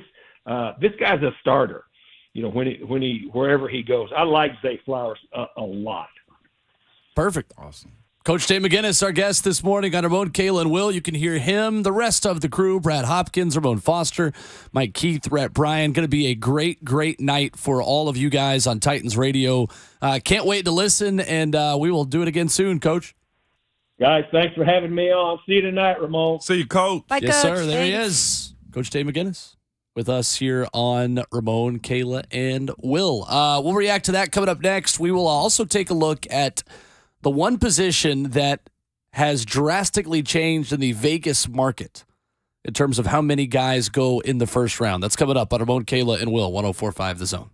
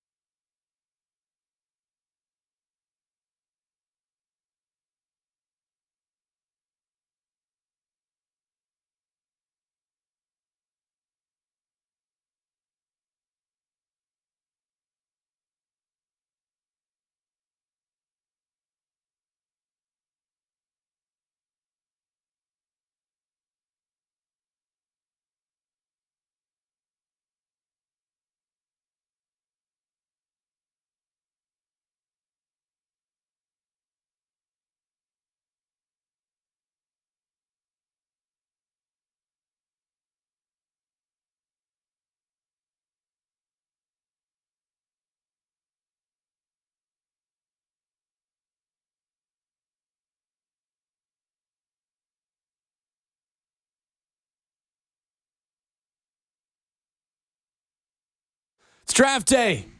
On Ramon, Kayla, and Will, powered by All Four Seasons Garage Doors, and you know I had to do it to you. Right here on 104.5 The Zone. Ramon Foster, Kayla Anderson, Jonathan Schaefer, making the show happen. Timed that drop perfectly. Running backs. Interesting to me tonight. The Vegas odds and the line has been 1.5 for running backs to go in the first round for really the whole process. Yeah. 2 running backs going in the first round is now an overwhelming favorite. Jahmyr Gibbs is going tonight in the first round. I think so, too. In addition to Bijan Robinson. Yeah. I would take him. I would. Wouldn't Absolutely. even think twice about it. I would take him. I think more towards the bottom, but definitely is going to go. Yeah. I think Joshua Perry liked him over Bijan Robinson almost. Yeah. When we were talking to him the other day. Place I can see him going, Cincinnati. Okay. Yeah. Absolutely. Oh, don't 28. manifest that. I know, but they got Joe Well, that's Mixon. That's and, not and going I well. mean, they lost Siraji. That's also. a great pick if they make Yeah, it. that's what I'm that's a saying. good I mean, pick. I can't believe that we're talking about the Bengals drafting from a position of strength right now, but that's where we are. You know what? And look, Disgusting. that's what I an know. elite franchise quarterback does for you. You took the words right out of my mouth. I got you, homie. Hey, I'll shut up then. Oh, I need you to keep talking. Oh, okay. Well, I'm back. You're I'm on a back. radio I'm show, back. man. I'm back. So again, as we survey all of the possible options, I will propose another option to both of you. Trading back and taking Jahmyr Gibbs for the Titans. I like how you like to undercut people right there. Take them before Put us in this Well, situation. no, it's not undercutting Cincinnati. It's about giving Derrick Henry a longer shelf life with more help. We've kind of said that time and time again, right? We're If drafting he's- his replacement. Yeah. You're still doing something offensively, so I'm not going to say I'd be completely mad at that at all. if you- Because you're still trying to do something for the future of that offense to help it. That's where I'm Right? at. I'm riding with you on that one. If you can get more draft capital and Yes. also get a high quality player also that's been healthy, that's dynamic in the play calling, that's played big time ball, I like the idea of him. Again, what is his offense going to look like and can you block for him? He's more of a zone type of guy. Derek's more of a tight inside zone type of a guy. I think it'd be good to get Jahmyr Gibbs in a gap scheme, get him out to the outside edge, the same thing that Alabama did. You know what I'm saying? So That's true. it depends on what Tim Kelly decides to call, or the other 3 offensive coordinators inside of that room. Because couldn't you get a wide receiver then? Maybe if you get another pick, take a wide receiver, one of these ones we've talked about early in the second or Yeah. somewhere around there. The unique thing about Jahmyr Gibbs is you can line him up outside too. Yeah. I see Le'Veon Bell. I see Alvin Kamara. I see those type of guys that could make plays for you in the slot. If we're speaking about a 2-for-1, not if you don't want to go Jackson Smith and Jigba, then you get a 2-for-1 with a running back. That's the thing that seems important to me in this draft is on an offensive line that's going to be unproven, and even though it's going to have a lot of new faces in it, it's going to take those guys a lot of time to gel and figure out how to play with one another. You need good safety valves that can turn something into nothing. I think this Titans team absolutely is drafting a running back in this draft. At some point. Wow. Absolutely. Oh. Y'all don't? All right, so where's Hassan Haskins then? Hassan Haskins is on the team, but Hassan Haskins is a third guy that's going to be a blocker that is a long-term option for you. I don't agree with This that. team, wait, let me finish. This team needs a receiver. This team needs a receiving first back because they got to replace Dontrell Hilliard.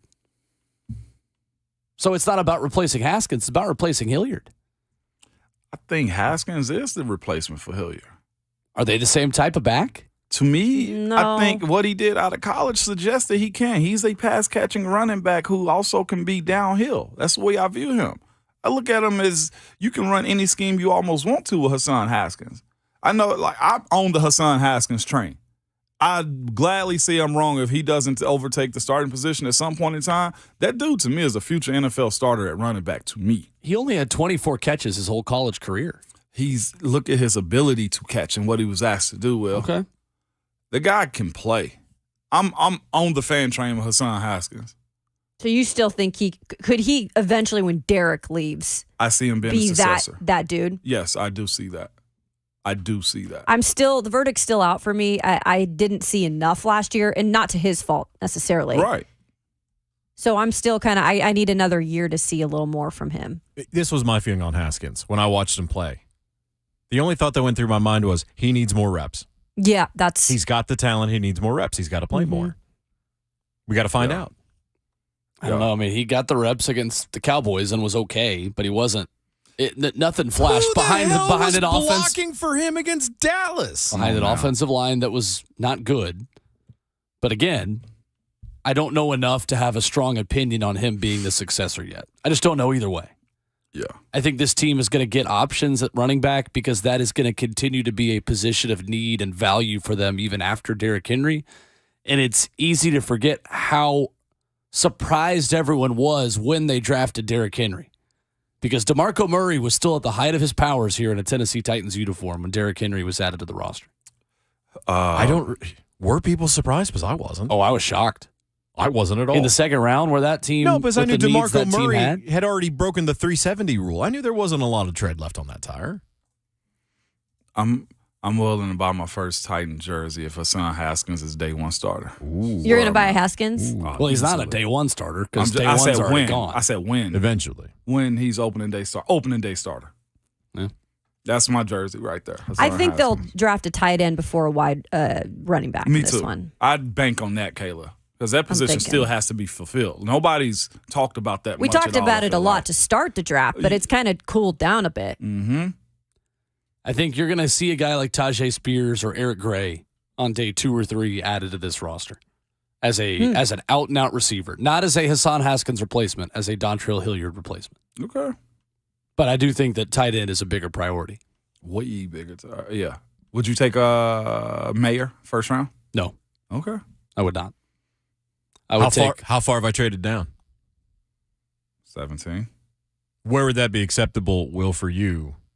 That you'd be willing to take Mayer in the first round, or you don't find that acceptable at all? Swap with Minnesota at 23 if they want to come up and take Hendon earlier, or take Richardson or Levis. Yeah, I think swap with Minnesota. With Hendon, I don't think they're going to have to go up that high. Probably not. By the way, what was Hilliard's injury? Because he's still on the roster. What was his injury? I have no idea. Because I was thinking about that, and I was like, yeah, because he got injured towards the end of the season. I don't think Dontrell Hilliard's still on the roster. No? Okay. Maybe I thought he was. Cleveland Browns. He with the Browns? Ooh. Is he really? Yeah. Oh, I didn't realize he went to the Browns. It's that neck injury, Kayla. Okay. Dontrell Hilliard missed time with neck injury. Yep. Okay, so he's with the Browns now. My bad. Sucks to be him. Believe so. Correct me if I'm wrong. I guess this is what happens at the end of the year when all these players get injured and you can't keep up with them. Oh, he's a free agent. Okay, he's still a free agent. Okay. Yeah. Yep. Well, I mean, depending upon his injury, that might be somebody you bring back. That could be. StatMuse page, I apologize, still had the Browns colors, which typically is the team they're sticks with currently you. playing with. So That's the merit. Okay. That's fair. Coming up I mean, next. even if they screwed it up, you got to own it. Sorry. You did. I'm just saying. Hour 3 coming up next. What is your least favorite draft cliche? It's a long list of draft cliches. Coming up next from Caleb Will, 104.5 The Zone.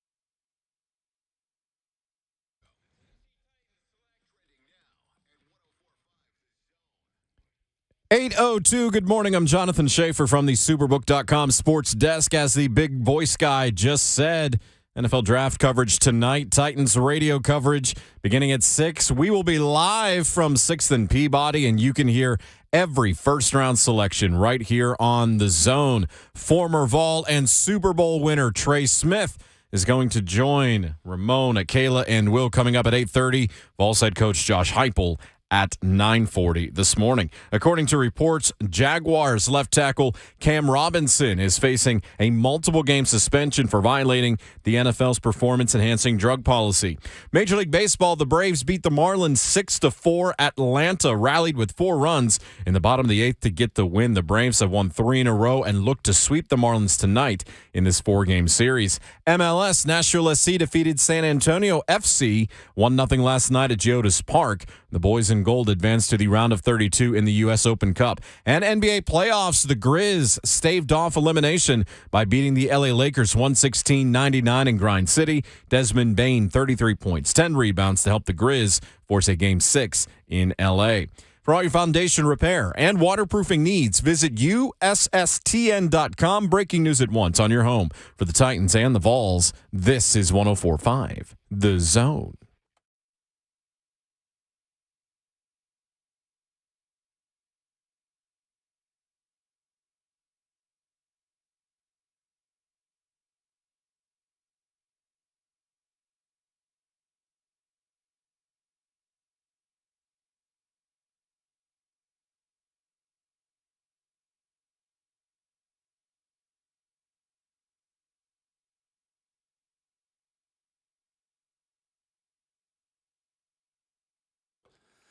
Hour number 3 on Ramon, Kayla, and Will, powered by all 4 Seasons Garage Doors, right here on 104.5 The Zone.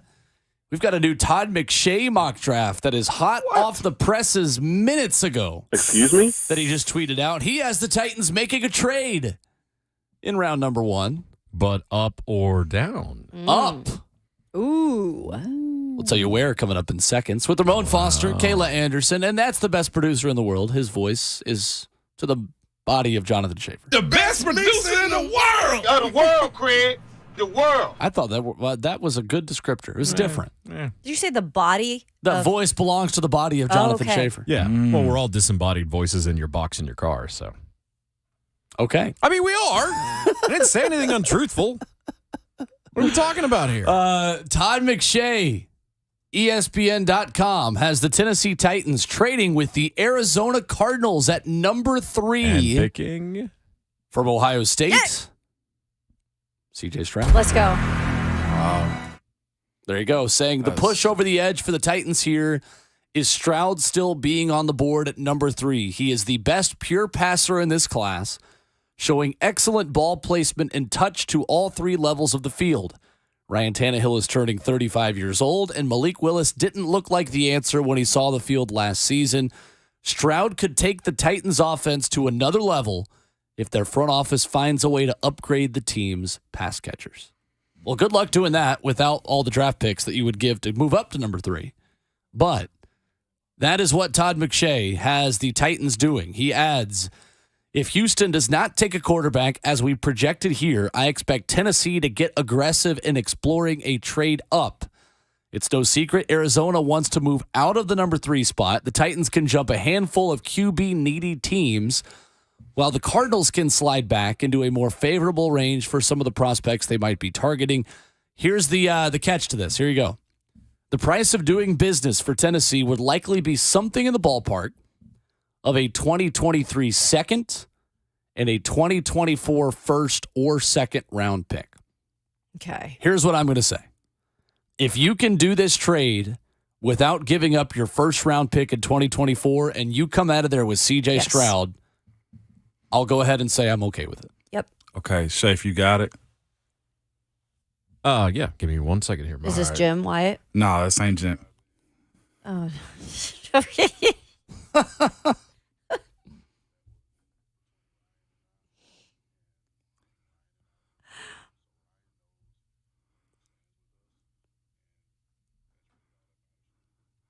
So Ryan Tannehill and I had a conversation.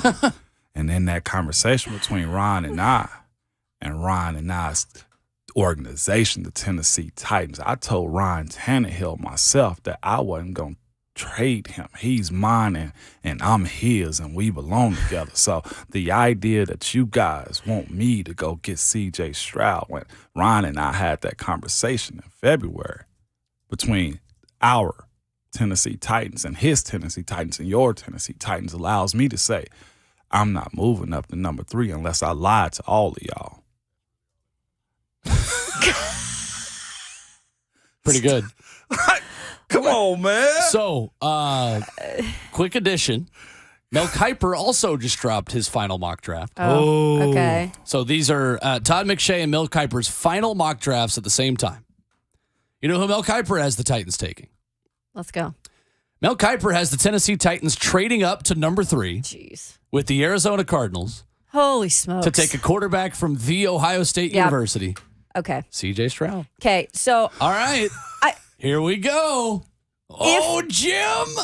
this is a lot of specifics. It if you're is. going to go out there and say they're going to trade up to number 3, that's a lot. Like we've mentioned on the show, that's draft capital you're talking about.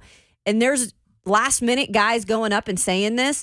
I don't know if you heard CJ Stroud with Jim Wyatt yesterday. He was talking with a whole bunch of reporters, but Wyatt's at the NFL draft.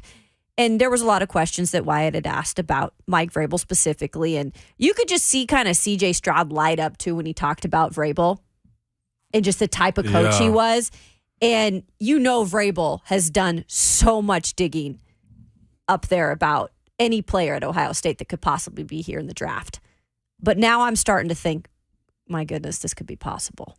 That's great that you love Mike Vrabel saying that, or him and CJ being locked together, but that ain't what Rand told us, okay? Because Rand said, I talked to Ryan Tannehill. But he didn't say what he said. They're going to take C.J. Stroud. Here they go, Jim. I told y'all. But he didn't say what he said to Ryan. Here is what C.J. Stroud had to say to Jim Wyatt yesterday out in Kansas City.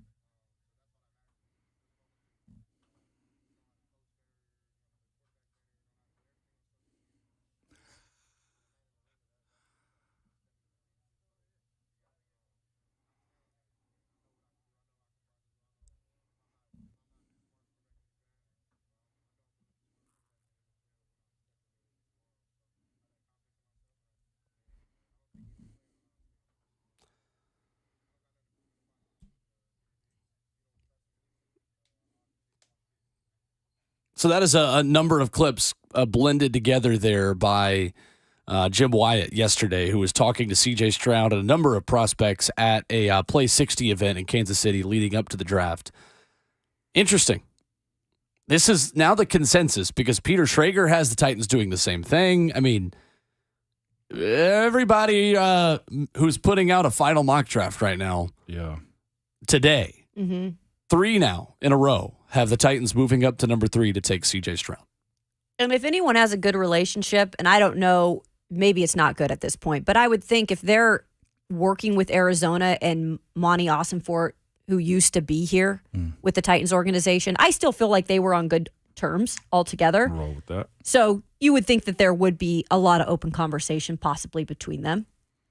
Well, everybody likes a good deal. Mm-hmm. That's the other portion of it, too. If Arizona's not locked in right there, I mean, if it's a good deal, take the deal. But Rand said. All right. Anyway, talk to Ryan Tannehill. Jason in Nashville. February. 615-737-1045. Jason up next with us this morning. Hello, Jason. Hey, guys. How you doing? Good. Ramon, listen, how many times has a guy talked to you and said all those things that you just heard and made you believe everything that you wanted to believe, and those things did not come to fruition. Oh, numerous times. Honestly, me doing Rand's voice like that is me tongue-in-cheek by saying, I'll believe you when I see it. Like, legitimately, I say to myself, is honestly the season of protecting your interests to get what you want out of this. That's the way I view that. But it's comical that we can ask those questions of Ryan Tannehill with also looking over his shoulder. Like, and if it doesn't happen, you still got Ryan Tannehill, who I still think with weapons can be a good player. You're 100% correct on that. Exactly. So my question is that we've already established what's going on with possibly trading up to the number 3 pick. So my question to you guys is, as I've also heard through the grapevine, is that we could trade back with San Francisco, get 2 of their 3 third-round picks and possibly their next year's second-round pick and get Trey Lance. And instead, I want to get you guys' perspective on that type of thing and see, because I've heard people say that Trey Lance could be possibly better than C.J. Stroud. He's just not, hasn't had the chance to be on the field as much because of injuries. But a lot of people think that he's just as good, if not better, than C.J. Stroud. Want to get you guys' perspective on that. Sure. But, love everything you guys do, and appreciate your time. Thank you. Yeah, No doubt. Jason. Thanks, Jason. I don't think that's what the price would end up being if Trey Lance was to be dealt to the Titans, and the Titans were then moving out of 11 to get Trey Lance. The Niners wouldn't be adding that many picks in addition to it. You would probably trade them 11, and you would get Trey Lance in what, a 4th? Y'all, Trey Lance is playing quarterback for the Niners this year because Brock Purdy's not going to be ready. I think it's the opposite, actually, from reports that I've read. What, that Purdy is? Well, not that, but that Trey Lance is also coming off of a equally horrific injury, and that, honestly, the leader in the clubhouse to be the day one starter for San Fran might be Sam Darnold. Because I don't know if... Well, no, I'm not laughing at you. Yeah. I'm just like, this is one of the quarterbacks that I was never thinking would be a starter. Because Trey Lance is not going to be ready for the start of the season. Well, then if that's the case, you're not going to be able to unload him. That's what I'm saying. Todd McShay said, Pardon My Take on Barstool Sports. I did an interview yesterday and said he expects Trey Lance to be traded in the season or next offseason. Okay, that I can see. Yeah, me too. After they realize just what they have at the quarterback position. Hey, Will, question for you. So you mentioned this, I think, yesterday when you were talking about a possible trade up to 3, with the Cardinals. Could they really take Ryan Tannehill too in that possible trade? I don't think so. You don't. So you think financially? Okay. No. Okay. Unless you're willing to keep all of his money yourself, and you'd have to spread it out over a period of time. Yeah. Who's their backup to Kyler right now? I can't think off the top of my head because Trace McSorley, right? Yeah, I think so. Okay. Yeah. Because we know he won't be ready for the start of the season. He Colt said McCoy. he will be. I think they signed Colt McCoy Kyler's once gonna be Kyler ready? got hurt. Said it. Oh. Yeah, we'll see. Mm. I mean, it's I'm not just sold so on hard that. to know this far out if these guys are going to be ready or not. Well, and if you're Arizona, would you want to bring in Tannehill? What type of effect do you think it's going to have on Kyler? Because it could be positive or it could be very negative. I'm convinced now that Kingsbury's gone, that they don't, they've got all that money though in Kyler, so I guess never mind. Can I say this too about the trading up to 3? How much are you willing to give up for that 3?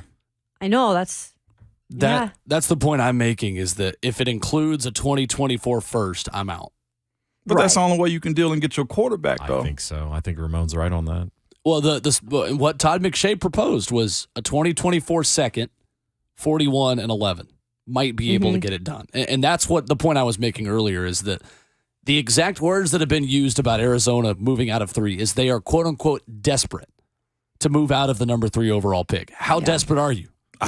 Willing to just take one first? I have so many issues with this, and we can get to it on the other end before trade. I have so many issues with this. With trading up? Yeah, and giving up that 41 and what's the other pick? A second or a first next year. Well, we can talk about that right after the break before Trey. So, yeah. Let's do that next. It's Ramon, Kalen, Will, 104.5 The Zone.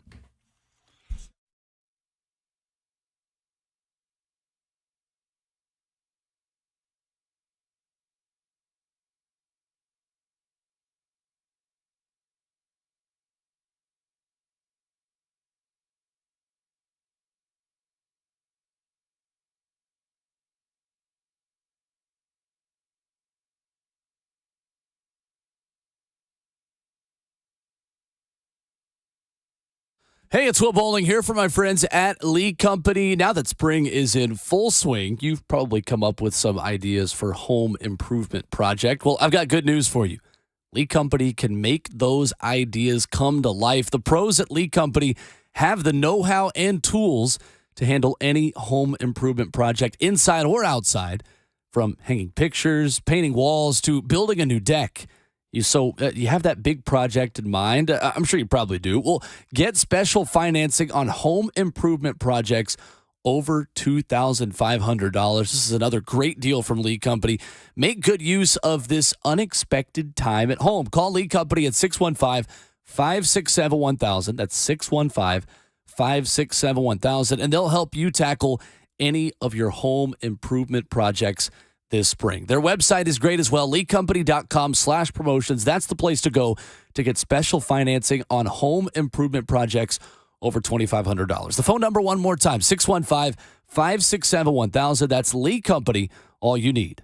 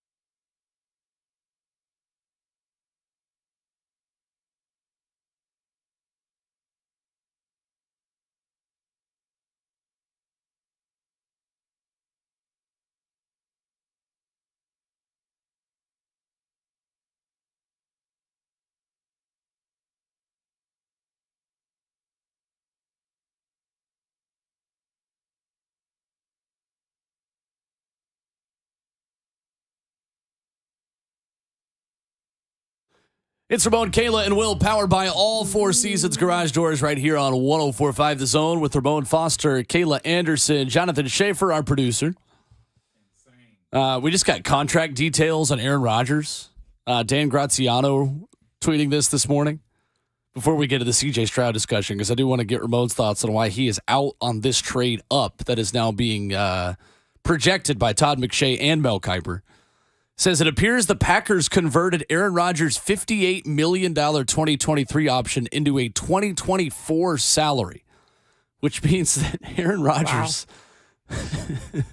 is scheduled to make $1.1 million this year and $107.5 million next year. Money. So Aaron Rodgers would count against $1.1 million of the Jets cap this year, and then they'll restructure it again next year. Dude, that's nuts. Oh, my God. You, Aaron Rodgers. Are you kidding me? Dang. I can't believe they actually locked him in for more than 1 year. I know, right? $1.1 million. I wonder will he actually play those games with them. I you know me, yesterday, I'm like, of course, I'll see him in there 1 year. See ya after I think that. he's got 2. But now I think 2. I think it's 2 years. Trey Smith coming up in 5 minutes. Yeah. VFL, Super Bowl champion, Kansas City Chief offensive lineman. Ramon, explain to the people why you are out on trading up to 3 and taking C.J. Stroud. You have too many other gaps. You need a wide receiver. You need potentially an interior guard. You potentially need somebody that may end up playing tackle. I know Dillard can go inside, but there have to be answers there. The center position also. I know they ended up getting, what's his name, from the 49ers. So you have those contingency plans, Brunskill, but you have no depth. Okay, my thing is this. You need a wide receiver. You need a tight end. Like that, so if you give up 3 and you give up 47, you're not picking again until later. And then you got to give up capital next year too. I love the idea of the quarterback, but I don't think this is the time yet because you have the biggest safety net, and that's Ryan Tannehill. But if C.J. Stroud is your guy, who is your guy going to throw to? You setting this kid up for failure. That's only so much you can get yourself out of when it comes down to being a young guy in the NFL. Really quickly, the proposed trades of what Mel Kiper and Todd McShay have. The terms of the trade are different from each of them. Mel Kiper saying that it would involve picks 11 and 41 this draft, a first round for sure in 2024, and a top pick in 2025. Yeah, now that's... Todd McShay, meanwhile, see that. says the price of doing business for the Titans would be a 2023 second and 11, obviously, and a 2024 first or second. So he is not even throwing 2025 into the equation. I'm okay with that one with Todd McShay. If they can make something like that happen, I say Ramon, and I like everything you said, and I agree with it. But I will say this. This team at some point needs their quarterback. Ryan Tannehill is not the long-term future, okay? So if they're that in love with C.J. Stroud, which I've said on this show before, if you have done your due diligence of studying that quarterback and you feel like that's your dude for the next how many years, I'm okay with you going and getting him.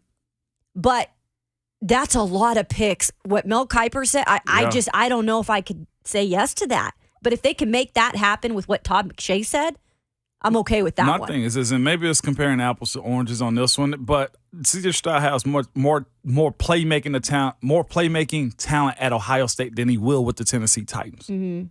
How's he going to react to that? Right. He had more talent there around him, is what you're saying. Who are you trusting on game day other than Traylon, Derek, Chig? I'll wait. I mean, you're right. There's no doubt about that. Yeah. This draft, though, as a whole, is more about 2024 and beyond than it is for 2023. Okay. That being said, you're affecting your draft capital in 2024 and beyond if you make this trade. But yeah, I feel like the general consensus is if that's your guy, do whatever it takes. And this is also the other component. They gain so much money next year in the offseason for free agency. The Titans do. Especially if Tannehill is not still here. If you tell if you tell CJ, just hold on, my dog, wait till next year. But can you, Kayla, can the fan base wait and watch that product go out there? It's going to be tough. I think they're going to have to either way. Yeah. This, to me, the thing I like about this proposal is that the Titans at least now are finally admitting they're in a rebuild. Mm-hmm. This is a full admission. Well, we've been saying it for months. This would be the team saying it. What? Waving the rebuild flag to say, you know what? Ryan Tannehill and the Tennessee Titans around him with a couple of better receivers, maybe a first-round lineman, are not good enough for the long term to justify us keeping the band together. So you know what? If it is for C.J. Stroud, go ahead. Okay. Do it. Let's just be ready for hot calls on Mondays. Well, I think that'll be a mix. Okay. I think people would be super excited to see it, and then there's going to be some that are like, what in the world did they just do? Yeah. Okay. The Steven on Twitter at Ramon Kayla will trade Tannehill and a pick to Arizona for 3. Take Stroud at 3 and Smith and Jigba at 11. There's no chance. I'm sorry, Steven. You're not taking a wide receiver top 3 in this draft. There's no chance you're moving up to 3 without also giving up 11, right?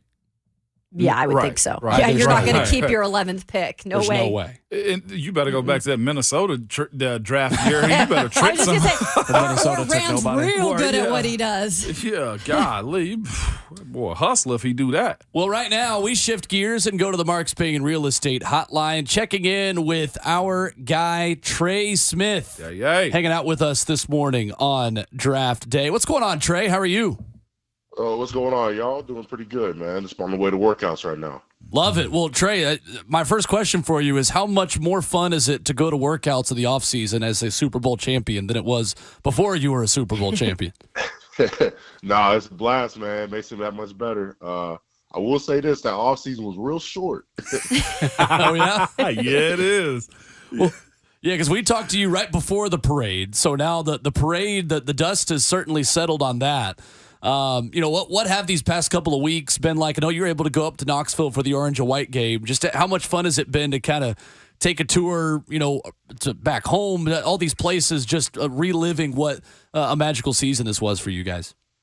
Yeah, man, it's pretty unreal. Just sitting back, being able to reflect on like what we did this year. Getting that ring here in like literally a month, and that's like the cool part about it. Just like seeing the people you love and seeing the people back home and just talking to them and understanding what you accomplished, you know what I mean? But it's been a great ride this offseason, but at the end of the day, it's time to get right back to work. Trey, how's bragging camp going? Because you dropped the ring thing, okay? Easy. Yeah. See, I had to give him the crack real quick. I just had to get him because you're talking to a ringless room in here, okay? That's all I'm saying, Trey. Oh, wait, what is this? I mean, I got a ring, too. It's a Halo marriage ring, but I'm talking about Super Y'all Bowl both married. ring. Like, I'm good. Yeah. But come on. Yeah, no, seriously, congrats, my brother, man. I know it's been a ride. But, okay, 2 years later, draft night, you're here in this position, man. A bunch of guys we know going to have hopes, same as you did, same as I did, man, and for it to be settled in. Where are you at now with watching and being entertained by the NFL draft? Yeah, it's excuse me. It's sort of weird with it being in Kansas City, and I know I have like a lot of events and stuff I'm going to, but like I don't even know if I'm gonna watch it tonight. I'll be honest, I might just be on the game. I might go to a bar. I know Creed's talking about cooking later on the night, but I feel Jesus. And the allergies. Allergies are kicking all of our time of year. Boy, it's bad. Good night. Nah, but I feel like it's gonna be a cool thing just to watch people achieve their dreams and be able to, go across that stage and get drafted. But at the end of the day, you still have that little piece in the back of your mind thinking about, man, like, your experience wasn't what it was meant to be, but ultimately it worked out, Yeah, no doubt. And that's the fun part of it, too, is watching them enjoy it, but also welcoming them in. There have been speculation, of course, with Jalen Hyatt. What would it be like to be able to play with him again in Kansas City if he does happen to drop to you guys, man? Yeah, I'd have to be lying to say I haven't thought about some scenarios, but just to be able to reconnect with one of my teammates, man, even as a young dude, to take him under my wing and just help them out any way I can, it'd be great. And I know if he came in this offense and the system, he would absolutely thrive. We've had a major quarterback discussion this morning, okay? Just a little one. Just with C.J. Stroud, man. What does having a great quarterback like Patrick Mahomes do for you guys week in and week out as we talk about the Titans potentially taking a guy? Yeah, man. I mean, Pat makes it easy on us, in terms of just like in the huddle, organizing, actual leadership on and off the field. When you have a strong vocal quarterback who just really knows the ins and outs of the system, is a talented player, that's a good guy, it makes everything operate that much easier. And, a guy like Hendon, whatever team gets him, it's going to be a lucky organization. Yeah, we saw his recent kind of strides he's been making and being able to kind of work past that ACL injury. He's looking good. And like you said, the team that takes him could have a winner in that one. I also want to take your kind of look at things when it comes to Darnell Wright and just the way that he's been able to move up the boards. Like, what has made him that guy now that everybody's kind of talking about? Like, he could be a good first-round solid pick. Yeah, I think, to me, Darnell's surefire first-round pick in my eyes. I think the thing about Darnell, even, like, the first couple of days he stepped on campus that, like, surprised me is for a guy with his size, how easily and efficiently he moves. A lot of things he does, he makes it look effortlessly. And, like, it's just not normal of how he's moving, how he operates his sets. And honestly, like, it's been a steady progression. You saw this past season, he really brought it all together a lot of times. So I think he's just pretty much an anomaly in a lot of people's eyes just because of his size and from the athleticism standpoint, and his ceiling can be so high for what he can do on the field. Trey, and we've heard this, the last 2 weeks of the draft talk, more than anybody, people want to put things out that are negative. They want to try to see your draft stock, I guess, fall for whatever reason that might be. And some were saying about, him in particular, like, he's kind of, I don't know if I'd take him. He's got character issues. Like, just because he hasn't been such a media guy. Like, we spoke to him at the Senior Bowl. He was great. Yeah, Darnell's not going to be a guy that's going to have character issues. That's the first thing. Exactly. He might be a little bit of a jokester, but he's going to be out there like committing crimes or something wild. Nah, that's not deep.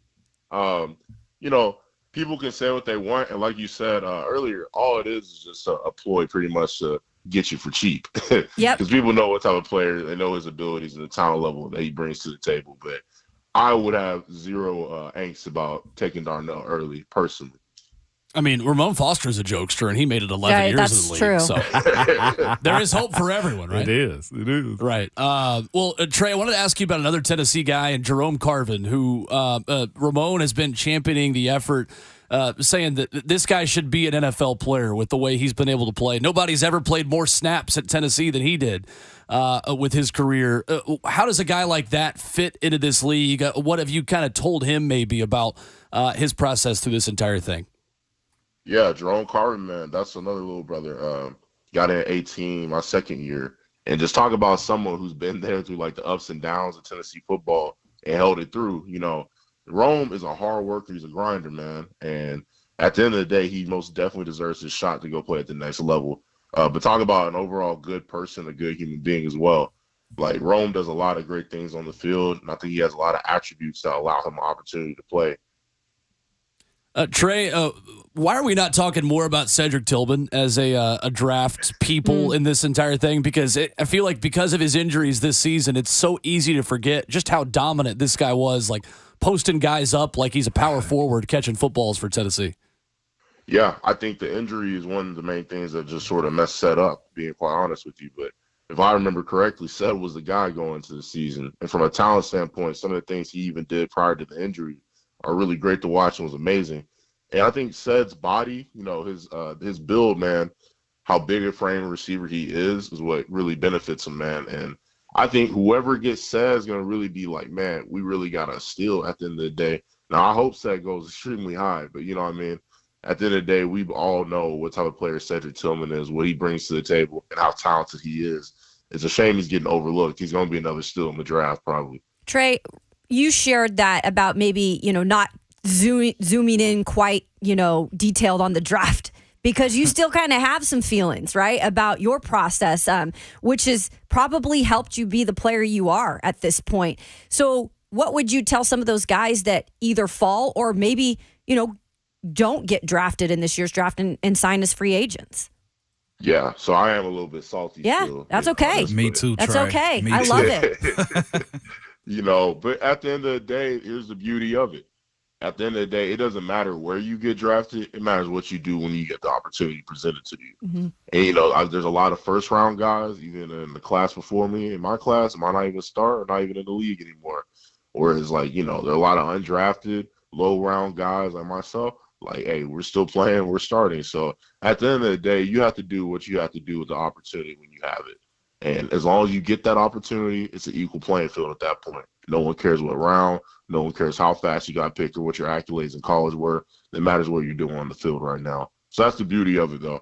Yeah, and you got a ring, so. Yeah, absolutely. Absolutely. Yeah, Trey, we've got Josh Heupel coming up on the show and right at an hour later this morning. How cool has it been to just interact with that guy, especially after the season Tennessee had last year? How just welcome is he making you guys feel as VFLs coming back up there for things like the orange and white game? Yeah, no, it's unreal. Every time I go back to Tennessee, you always feel welcome, always open arms, no questions. Really just, when we're around at the end of the day. And it's just like, it's a really cool, unique experience because, not all players have had that same benefit of Coach Heupel and as welcome as Heupel has been. And, the testament to his whole coaching staff, man, with the job they're doing, like, it's just really cool to be a former player and having that much access, but also just being welcome, and I can just speak to that. It's been really cool, great experience, and really excited to see where he keeps leading the program. Trey, I just got to ask you, man, are we having a ring party somewhere in Tennessee after you get it? We got to, right? Yeah, we got. Come on, I'll pull the Nashville. Yeah. See? There we go. There it is. There we go. Man. We want you in studio, Trey. Absolutely. No doubt about it. Congrats, my brother. Enjoy those workouts. I do not miss them at all. And yes, the back end of going to the Super Bowl and winning it is a short off season. There you go. Welcome to the league. Appreciate y'all having me on, man. Yeah, thanks so much, Trey. There he is. Trey Smith with us this morning on Ramon, Kayla, and Will, just getting right back at it. Yeah. He's so right about that. That offseason goes fast. You got to think you middle of February before you're done. Yeah. OTAs is 2 months later. You're back at it, yeah. Dude, I just love his attitude, and I'm so good. I'm so glad he plays with that chip still and has that chip. I think that's important for so many people who have to go through adversity. Yeah. He doesn't use it negatively though. And you don't really talk about it unless you're asked about it. And that's, I swear to you, it'll be I was just the exact same way. Like, I wasn't angry. I was just more or less just it's a little reminder. Use a first round. I can't wait to dog you in practice. Oh my gosh. He the quote there at the end that we'll react to coming up. Not all players have had the benefit to be welcomed back to campus the way Josh Heupel has welcomed us back. Mm-hmm. Pretty cool. Good stuff with Trey Smith this morning. Josh Heupel coming up at 9:40. And more headlines and more smoke around the Titans moving up to number 3.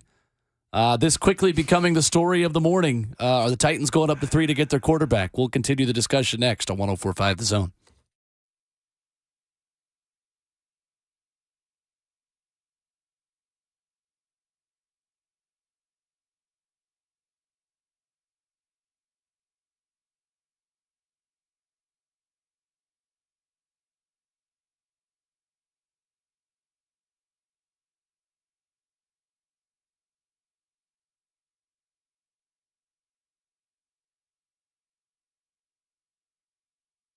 It's my voice cracked right there. What am I going? You're so excited about Window Nation. I am excited about Window Nation.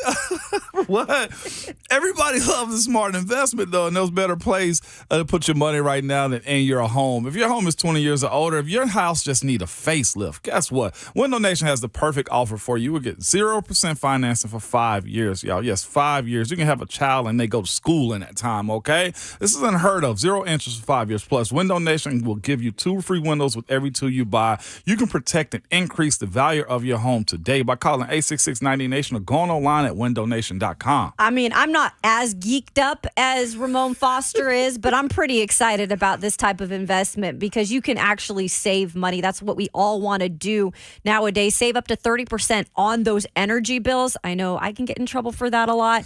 And get a federal tax credit up to $500. Maybe your windows are sticky, drafty, cracked, hard to open, or not locking when you close them. That means you need new windows, Ramon, and this is a place to do it. They have tons of installers with so much experience and tons of positive reviews. Again, buy 2, you get 2 free. It's that simple. On any style new window from Window Nation. Plus, pay nothing with no interest until 2025. Call them at 866-90Nation or go online at windownation.com. Hey. Hey, I'm Ramon Foster.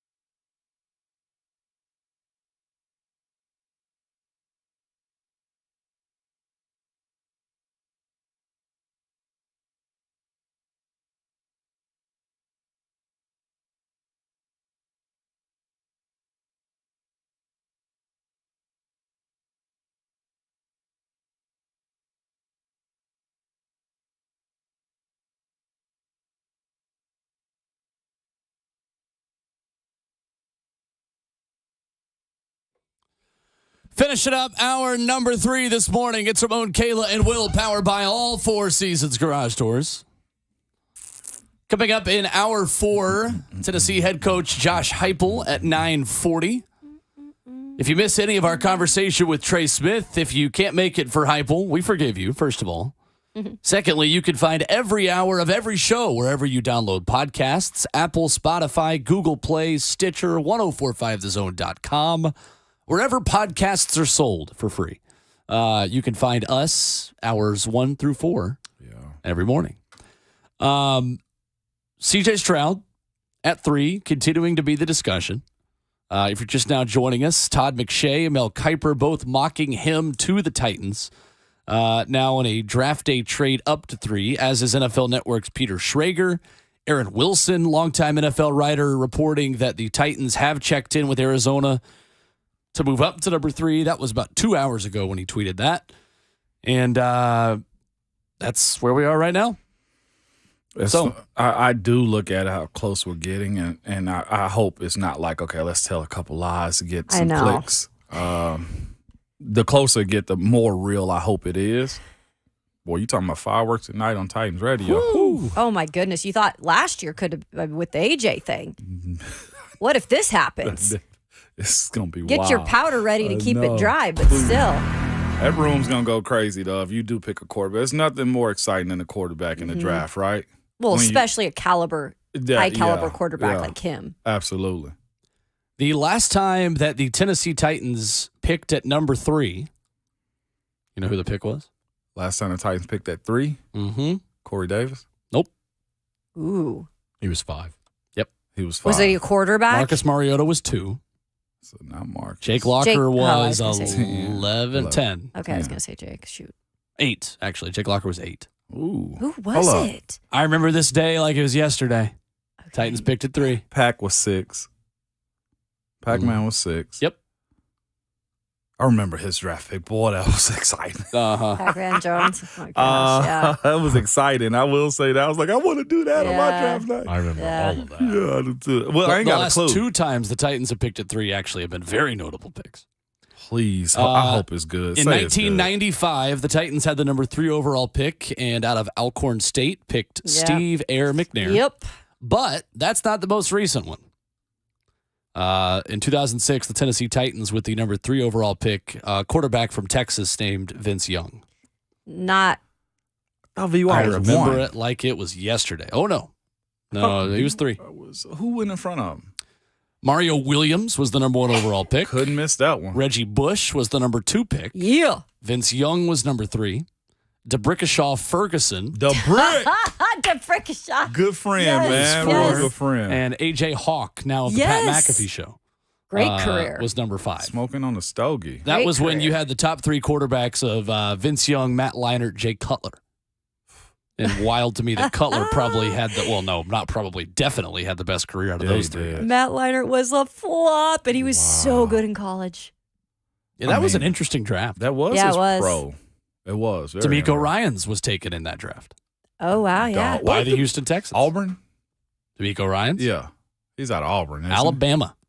D'Amico's Alabama. Okay. Yeah. You just committed a cardinal sin right Good there. deal It's right going there. to kill you. It's not He going to said go well. Auburn? Hey, yeah, I said Auburn. Hey, Babs, fight me.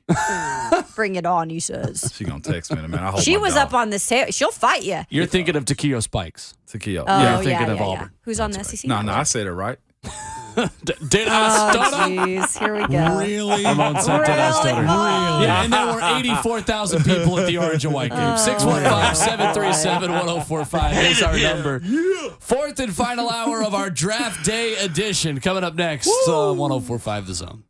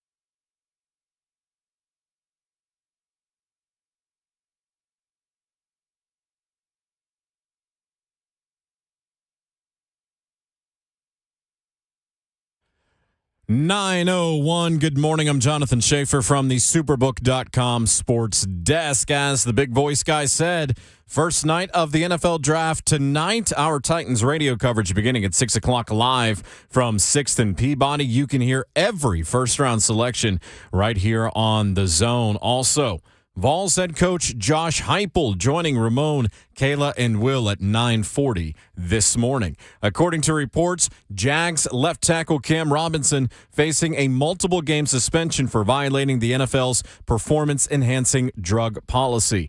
The Braves beat the Marlins 6-4. Atlanta rallied with 4 runs in the bottom of the 8th to get the win. The Braves have won 3 in a row and look to sweep the Marlins tonight in this 4-game series.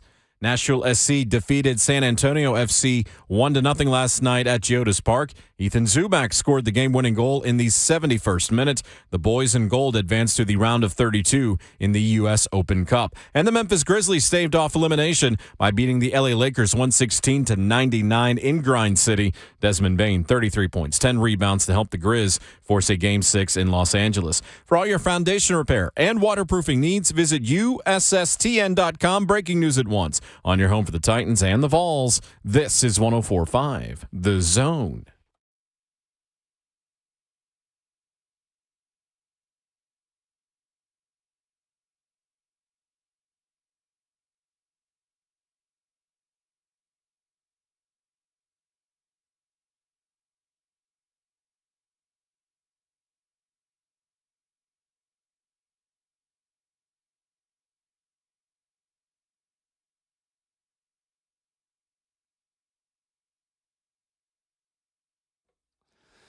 Into the fourth and final hour of the Draft Day edition on Ramon, Kayla, and Will, powered by All Four Seasons Garage Doors. When trust matters, count on All Four Seasons Garage Doors in Nashville. Professional garage door installation and repair from a locally owned and family-run business. Visit allfourseasonsgarages.com/Nashville. Coming up in just over a half hour, Tennessee football coach Josh Heupel will join us. Looking forward to catching up with Coach and seeing if the Titans will draft a Tennessee player for the second time in as many years.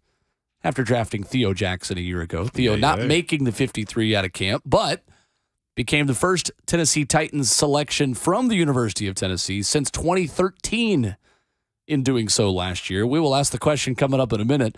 Which Tennessee Volunteer is most likely to be a Tennessee Titan at the end of this weekend? And I'm curious to get y'all's thoughts and to see if those thoughts have changed since the headlines have changed a little bit this morning. 615-737-1045. And we give the phone number because I want to ask the people, Ramon and Kayla, how willing they are to take C.J. Stroud. Yeah. And move up to number 3 to do it, because that has been the now most projected pick for the Tennessee Titans as of this morning. Crazy. We're dialing it in. We're dialing it in right now.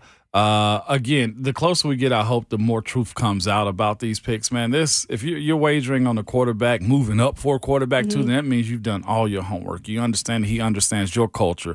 You understand that he's the guy that can help change your franchise around, specifically a quarterback. You moving up for any other position, that means you're kind of set. Like if I'm moving up for a linebacker, hey, this piece is going to complete us. I'm moving up for our wide receiver. Oh, this piece is going to take us over the top for our offense. But you move up for a quarterback. Yep. Every box has to be checked. Can he handle us? Can he handle the city? My coaching, the playbook, the projection of what this offense like. It's so many answers that have to go into you moving up for a quarterback. Yeah. And one thing I will say is he would probably have a little more comfort with knowing Mike Vrabel better than probably some other coaches in the NFL, right? Fair. Knowing the I guess things that you share in common with an Ohio State guy, with not only an Ohio State guy, but a former player. And we heard C.J. Stroud talk about that, how important that was for him to kind of know what players go through.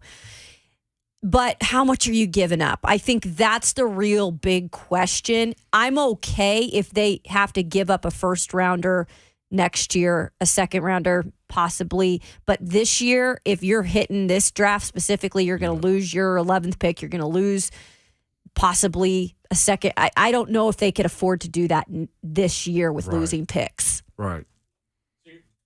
So here's the question. Are you willing to have Dylan Radins be a starter on your offensive line this season in order to have the draft capital to get C.J. Stroud? And that's fair to say.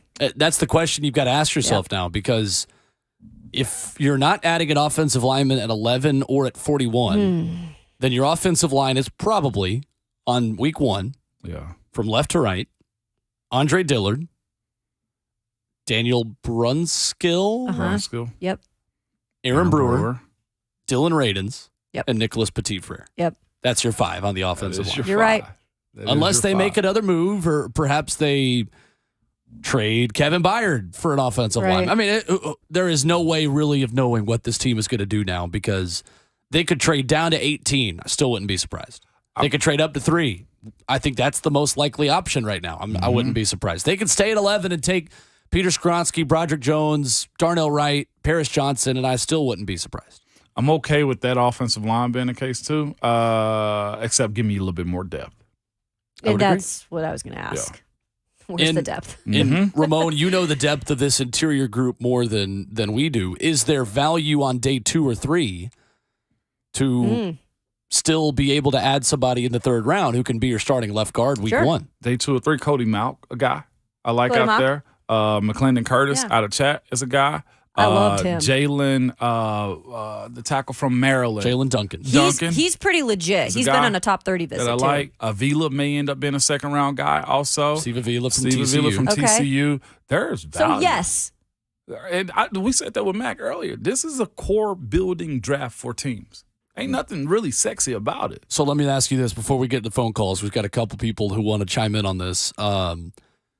Is there a scenario then where you have Arizona say, all right, if you're really desperate to move out of 3, throw in a day 3 pick, and we'll give you a day 3 pick next year. So the deal, I think, could ultimately be 11 and 41 this year, a first-round pick in 2024. I think it's going to take 2 firsts to move up to 3. I think so, too. And then a 5th-rounder in 2024, and in exchange, you get picks 3 and maybe 1 on day 3 for this year. Yeah. I like that a whole lot better. You got to give me an option this year. I think the Titans have to get a 2nd pick back from Arizona in order to get this thing done. Yeah. I think so, too. Because you need me at this point, Arizona. Sure. Yeah. Another guy, John Michael Schmitz, center, can play guard. Like, it's a lot of value in this draft. Another Ohio State, too. Luke Weipler is another guy. Like, there's plenty of depth in this draft. It is. The full list of picks that Arizona has, 3, 34, 66, and then they have 3 compensatory picks in addition to 105 and 180. They have compensatory picks at 96, 168, and 213. I might be asking about that 168 pick, potentially. You know, one more guy, too. Since you asked me, here's the depth. A guy I've fallen in love with watching this film, center Joe Tippmann from Wisconsin. Thing is, he's 6'6", playing center. Dang, that's big. He can move over to guard. I was going to say. So I'm just throwing it out there. Sure. Floor is y'all's, okay? All right. Here we go. Let's go first to Sam calling from Atlanta this morning, 615-737-1045 if you want to chime in on the C.J. Stroud discussion. What's up, Sam? Hey, how you guys doing? Thank you for having me on. Yeah. Thank you. Yeah, I think one thing also too, I'm willing to do the C.J. Stroud move, but after we do that move, I think one of those 3 players are movable between Henry, Byard, and Tannehill, and I think you're going to really you can if one of those are movable, which I think is Tannehill or Byard, you're going to receive some compensation back, which will supplement what you gave up initially to move up to get C.J. Stroud. I think that's what they're possibly looking at if they move up to get C.J. Stroud. Interesting. Thank you, Sam. It's a interesting part of the discussion. Man, that's a way to burn a bridge with a longtime player in Kevin Byard, though. Not that is going to ultimately dictate the decisions you're making. And you already kind of burned a bridge by asking him to take a pay cut. I was just going to say, haven't you already at least lit it on fire? Kind of started a little bit. I mean, shipping a guy off to Arizona, ugh. I'll say this. Can I say this? If you ship him to Arizona and he get a payday, cool. Yeah, well. I'm being real with you. At age 30, I don't know if Kevin's thinking like that anymore. Kev, how do you feel? Kevin already got his payday. I mean, uno más. That makes losing a little bit better. It's interesting. And we had the discussion, too. I don't think it changes a lot of the value, but you could throw in Malik Willis to Arizona and get an additional 7th in the process. I'm okay with that. Malik has very little value right now in the trade market. But this is what we got to lean on the trust of Rand. Because Rand did what was his biggest story is the Emmanuel Mosley? No, not him. The running back they end up deciding on late. The story Elijah Mitchell. I knew it was an E somewhere in that name. So Rand, I want to ask you a question. Oh, Rand. here we go, baby. Is it okay if we use the hashtag in Rand we trust Rand? Is that okay?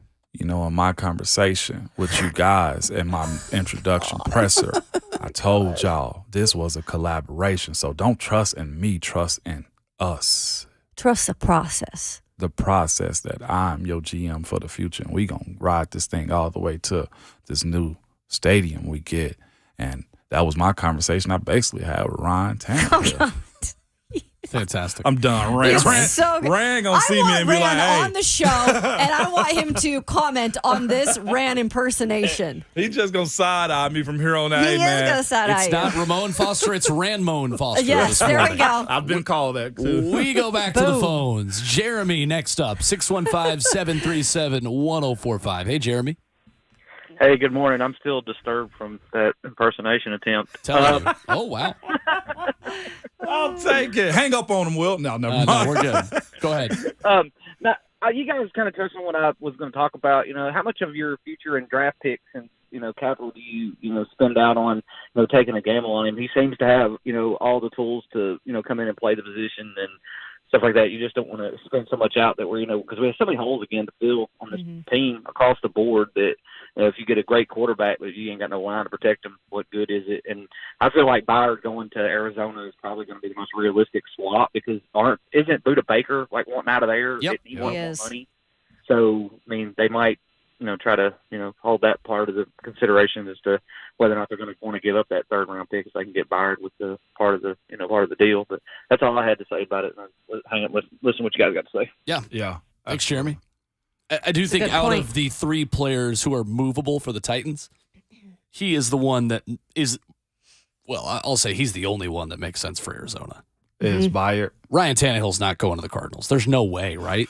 Oh, it's money. Kyler. The money doesn't money make part. sense. Yeah. Absolutely Never say not. never, but yeah, the money part. Absolutely not. Probably not. I mean, I'll sit here on this show and say I'm dead wrong tomorrow if I am, but I don't think that I am on that one. Derrick Henry doesn't fit there. Mm-hmm. Nah. And I got James still there. Kevin Byard fits anywhere. One thing I did take away from Rand's comments the other day is as evasive as they have been from the beginning, and that's fine. That's his prerogative. Derek staying. I just was going to say that, Shafe. Derek staying. I was like, well, I'm wrong because I said on the show before that. And especially if you're taking a quarterback. Yeah, I was like, he's not going anywhere this year. Derek sure break glass in case of emergency guy. At least for this year. Okay.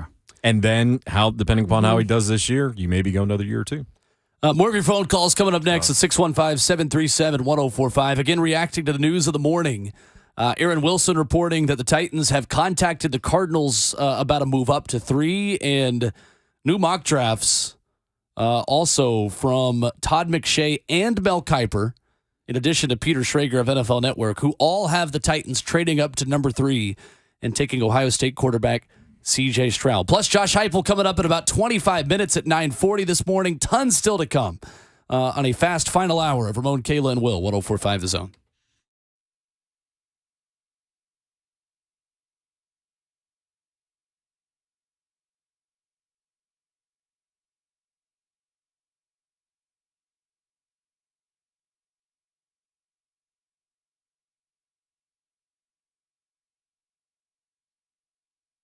It's Ramon and Kayla for our friends at Old School Vapor, where there's so many varieties and items and knowledge that they can give you as far as the CBD market and what's available for you in any capacity. You can get their popular F-bars of any variety also, 2 for just $33.99. While you're there, check out their wide selection of Esco bars, glass pipes, smell-proof bags, and so much more. Go shop Old School Vapor selection, over 200 legal CBD products from brands like Looper, Torch, Hidden Hills, and more. Yeah, and if you're not familiar with this and you don't know exactly what you should be using CBD for, maybe sleep, well, don't worry. They have a knowledgeable staff that will find what you need, point you in the right direction. They'll help you decide what products are best for you, even your fur babies. And you can just go ahead and visit oldschoolvapor.com. You can check them out on Instagram or Google them, Old School Vapor, to find your nearest locations. And they have a ton of them. 4 convenient locations, Franklin, both ends of Spring Hill, Columbia, and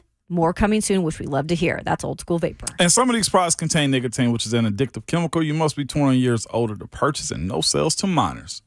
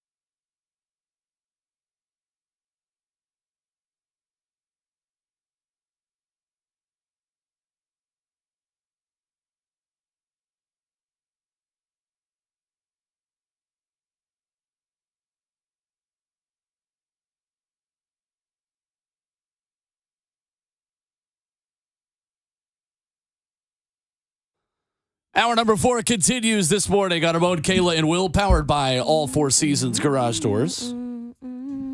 Ramon Foster, Kayla Anderson, Will Bowling with you. And coming up in 20 minutes, Tennessee head coach Josh Heupel will join us. Jim Wyatt, TennesseeTitans.com, just put out the biggest mock draft in the history of mock drafts. Holy smokes. He says he has 120 people on this thing, and he's got funny descriptors of all of these people's titles. Well, not all. Not some. all. Mine was boring. Yeah, I didn't have any. No, I didn't either. For Buck Rising, it is Buck Rising of 104.5 FM, comma, once wore a salmon jumpsuit at Titans practice. Facts. Yes. Picks Zay Flowers. I guess we probably shouldn't be giving away who our own coworkers are picking because they might save that for their shows today. Yeah, I just think the names is good. Anyway, Buck picked Zay Flowers since I already said it. Zay. Okay. I love that they have in here Philip Noel, Titans Radio, Shelbyville's finest. Yeah. There ain't no doubt on that, my friend. It's awesome. That is I a love man that needs to be protected. The GOAT. Absolutely. So there's some funny ones in there. He has it up at TennesseeTitans.com. You can see our picks, which I guess we should go ahead and make now, since we have Josh Heupel coming up next. Yeah. Should we get to the callers first, maybe? Let's get to the callers. Let's get to the let's callers. do that. To the callers. Get to the people. To the phones. Ed is in Arkansas, up first with us here in hour 4. What's up, Ed? Good morning, guys. Happy draft day to everybody. Thank you. You too. Absolutely. I was just wanting to talk about the trade up to 3, possibly. There's one scenario I haven't heard you guys talk about yet. I feel like it's a little more plausible than giving up Kevin Byard. Simply because, the Cardinals are already balking at paying Budda Baker, so trading for another safety who has a high cap hit, I don't know how reasonable that would be for them. But the Titans do have a corner that is in the final year of his rookie contract that's a good player, that Monty Ossenfort knows is a good player, that head coach Mike Vrabel has called out publicly because of some injury concerns with soft tissue injury, and it seems like he's out on this player already. I don't know that the Tennessee's looking to re-sign him in the offseason coming up. So it is possible that we could trade Christian Fulton. I don't think it would pay the full price, but it could offset having to give away any draft picks this year and only have to give away the first or the second next year. Interesting. Thank you, Ed. And that's the first time I've heard something like that. It would surprise me to see Fulton moved. I'd be surprised too. Yep. Anything's possible tonight. I know. It is. You have a new GM. That's the biggest glitch in the system right there. We don't know it's Tennessee, so anything's possible tonight. I just think the smoke around Stroud at 3 is not just today's reports and the mock drafts today. I think this is a culmination of about a month and a half of information that we have. Yep. We've been talking about quarterbacks for a minute here. I just feel like it is the guy that the Titans would be most willing to move up for. That being said, this happens a lot where trades are projected in the top 10 and then nothing happens and teams just end up staying there. Yeah. This does feel like a final Hail Mary by someone to move the 3rd pick. Whether that's the Titans now going to Arizona and pushing this out in the media to say, all right, we're going to start negotiating this thing a little bit more publicly. Yeah. So you've got a little more incentive to just get this thing done now that the carrot is dangled. Yeah. And this could be Arizona doing the opposite, saying, all right, Tennessee, we're going to go ahead and put it out there. We're talking to you because we want to move this thing and then see who else bites when we put this out there. If I'm Tannehill, I'm a little nervous today. Yeah. You're not picking 3 and you stay the starter. Second straight draft where Tannehill probably a little nervous. But he's here. He's here in Nashville. He's doing workouts. Yeah. We've been reminded he's under contract. That's right. He is under contract. Goody is in New York. Up next, we're just going national from Arkansas to New York. I love today. it. What's This is up, great. Goody? Am I there, guys? Yeah. You are here. Okay, I wasn't sure. My biggest concern, I'm not even going to be a pain in the butt like I normally am to you, Will. My biggest concern about trading up, you have Bless you. probably the worst offensive roster. Bottom 5. Am I wrong in saying that? Fair. You have a Frankenstein offensive line right now. You have one receiver and a running back that might not be here next year, even though he's still good. You're setting up any quarterback. I mean, you're still setting up Ryan Tannehill to fail. You see this with bad teams drafting one all the time. You're drafting a good quarterback on a bad roster, and then they fold like the Bills in a Super Bowl. There you go. Just bad planning.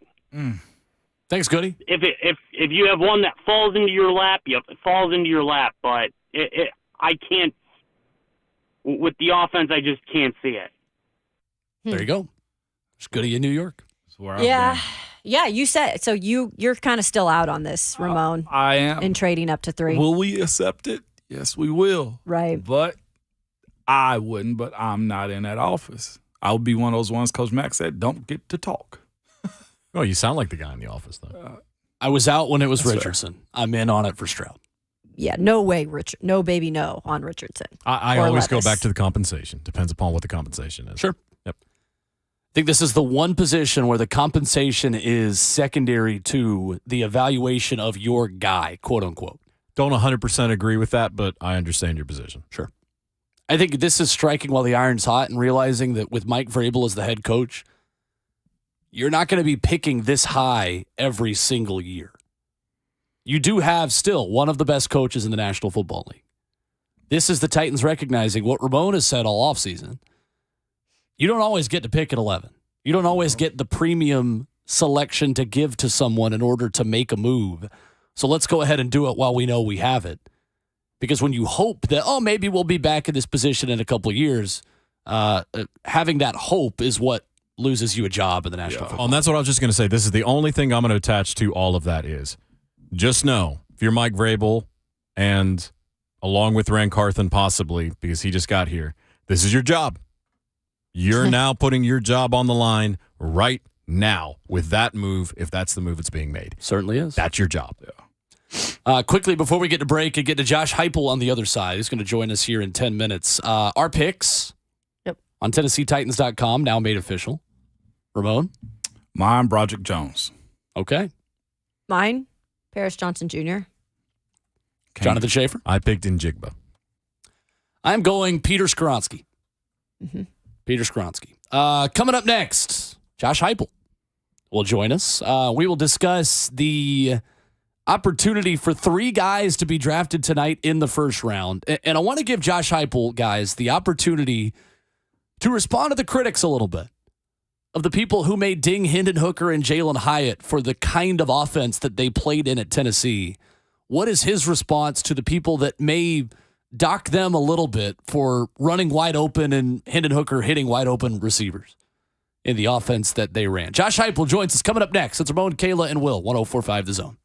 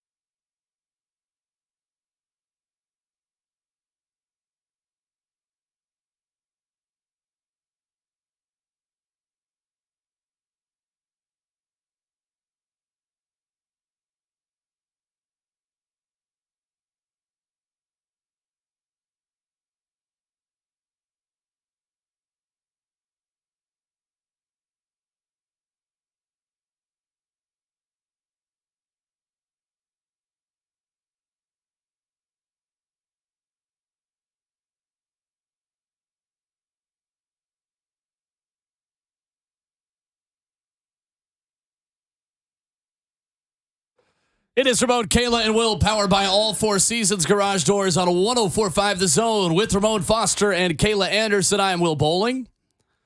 Coming up in just about 1 minute, the head coach of the Tennessee Football Volunteers, Josh Heupel, will be our guest as we catch up with the head coach on draft day as Hendon Hooker, Darnell Wright, Jalen Hyatt, maybe Cedric Tillman, perhaps, could possibly begin their NFL journeys tonight. Before we get to Coach in just about 2 minutes, connecting with him right now, who is the Vol that is most likely to be a Titan this weekend? Most likely to be one? Yep.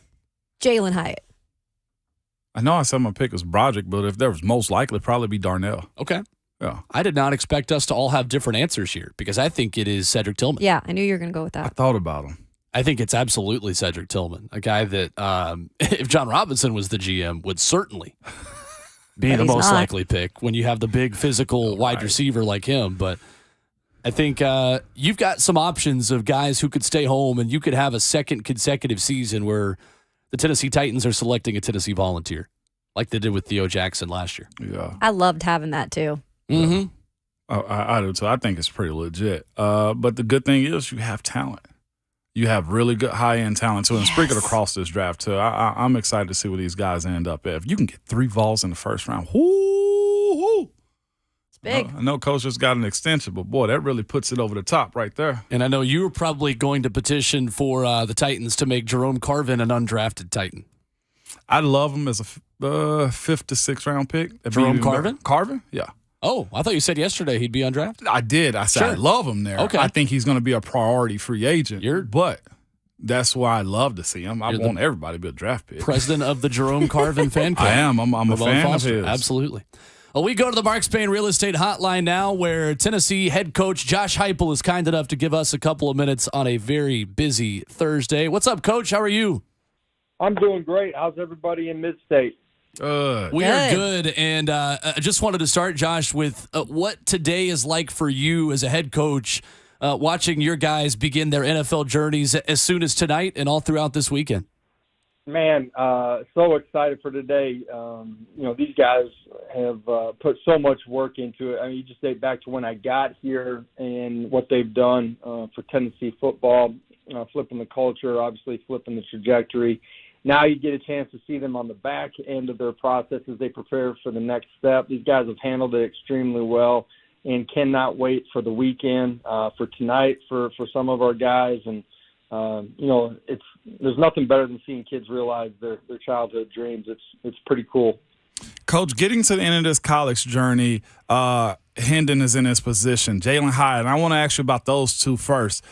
What do you say to people, the masses, the teams, I'm sure, ask you questions too about the way the offense is ran and their explanation of it and how they understand NFL style of drop back offenses? What do you tell those guys about who's unsure about Hendon and Hyatt?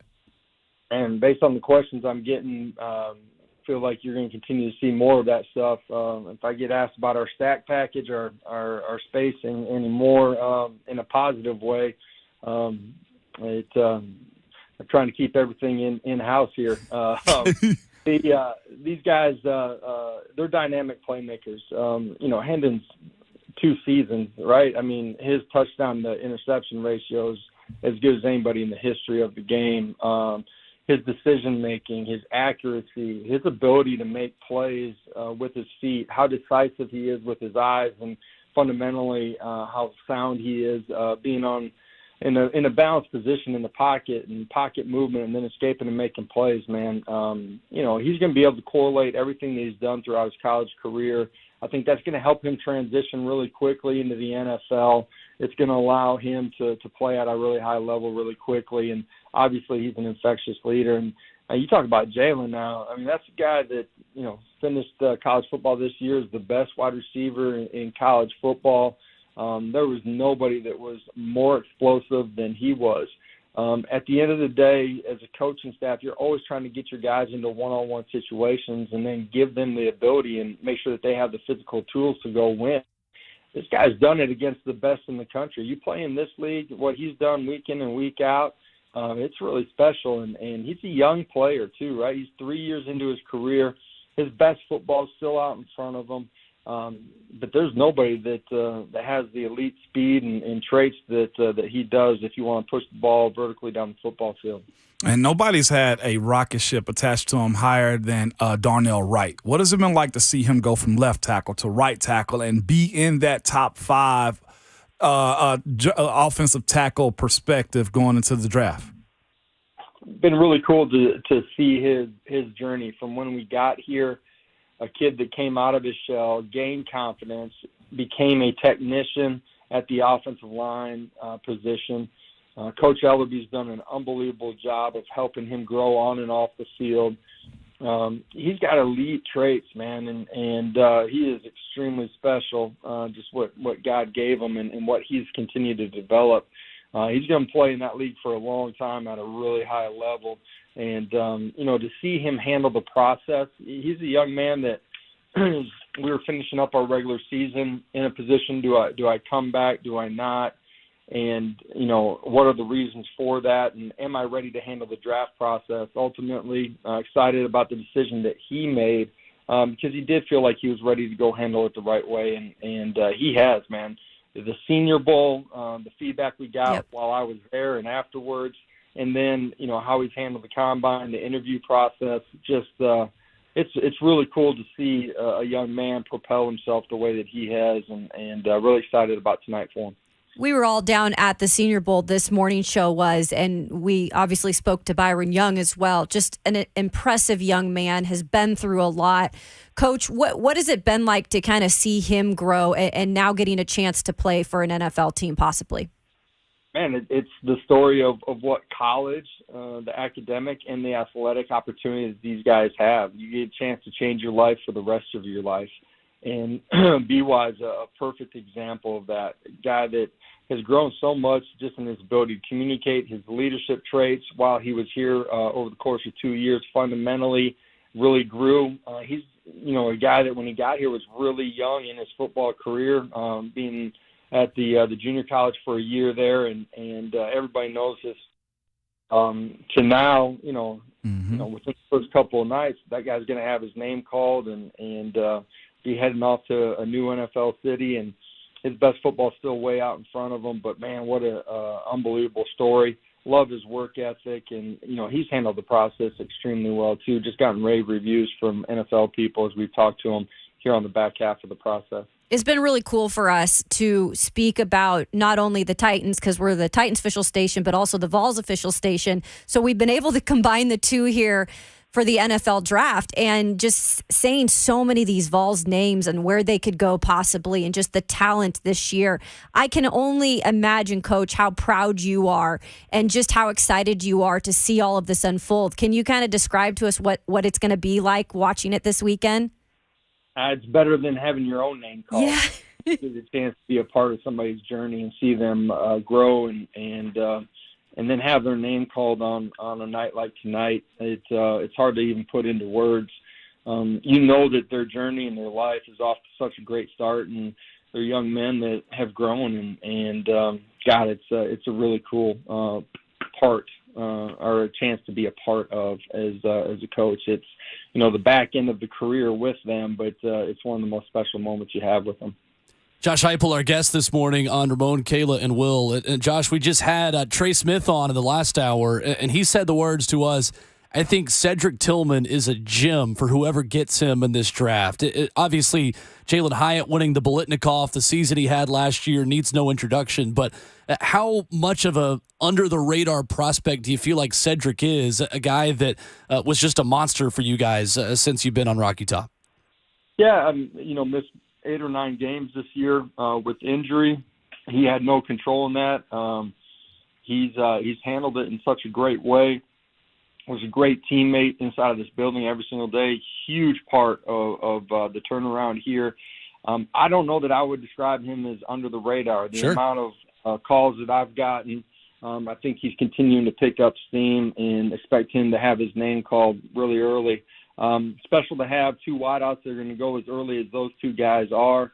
They're different in their play style a little bit, but both are going to have great careers. Ced's obviously big, strong, great catch radius, and knows how to use his body extremely well. And I wanted to ask you about that too, Coach, just considering the differences between those two players, right? You mentioned the speed of Hyatt, the size and physicality of Cedric Tillman. How big of a recruiting pitch is that for you guys moving forward to say, look, whatever kind of wide receiver you are, you come to Knoxville, you're going to play in big games, and we're going to put you in the NFL regardless of what those skills specifically are? Yeah, I think it's really unique. You can go back even a year in the draft and you look at Bayless, who's different than Jalen is, and Ced's obviously different too. And feel like we're going to have some guys who are going to play at an elite level next fall too that will eventually get their names called.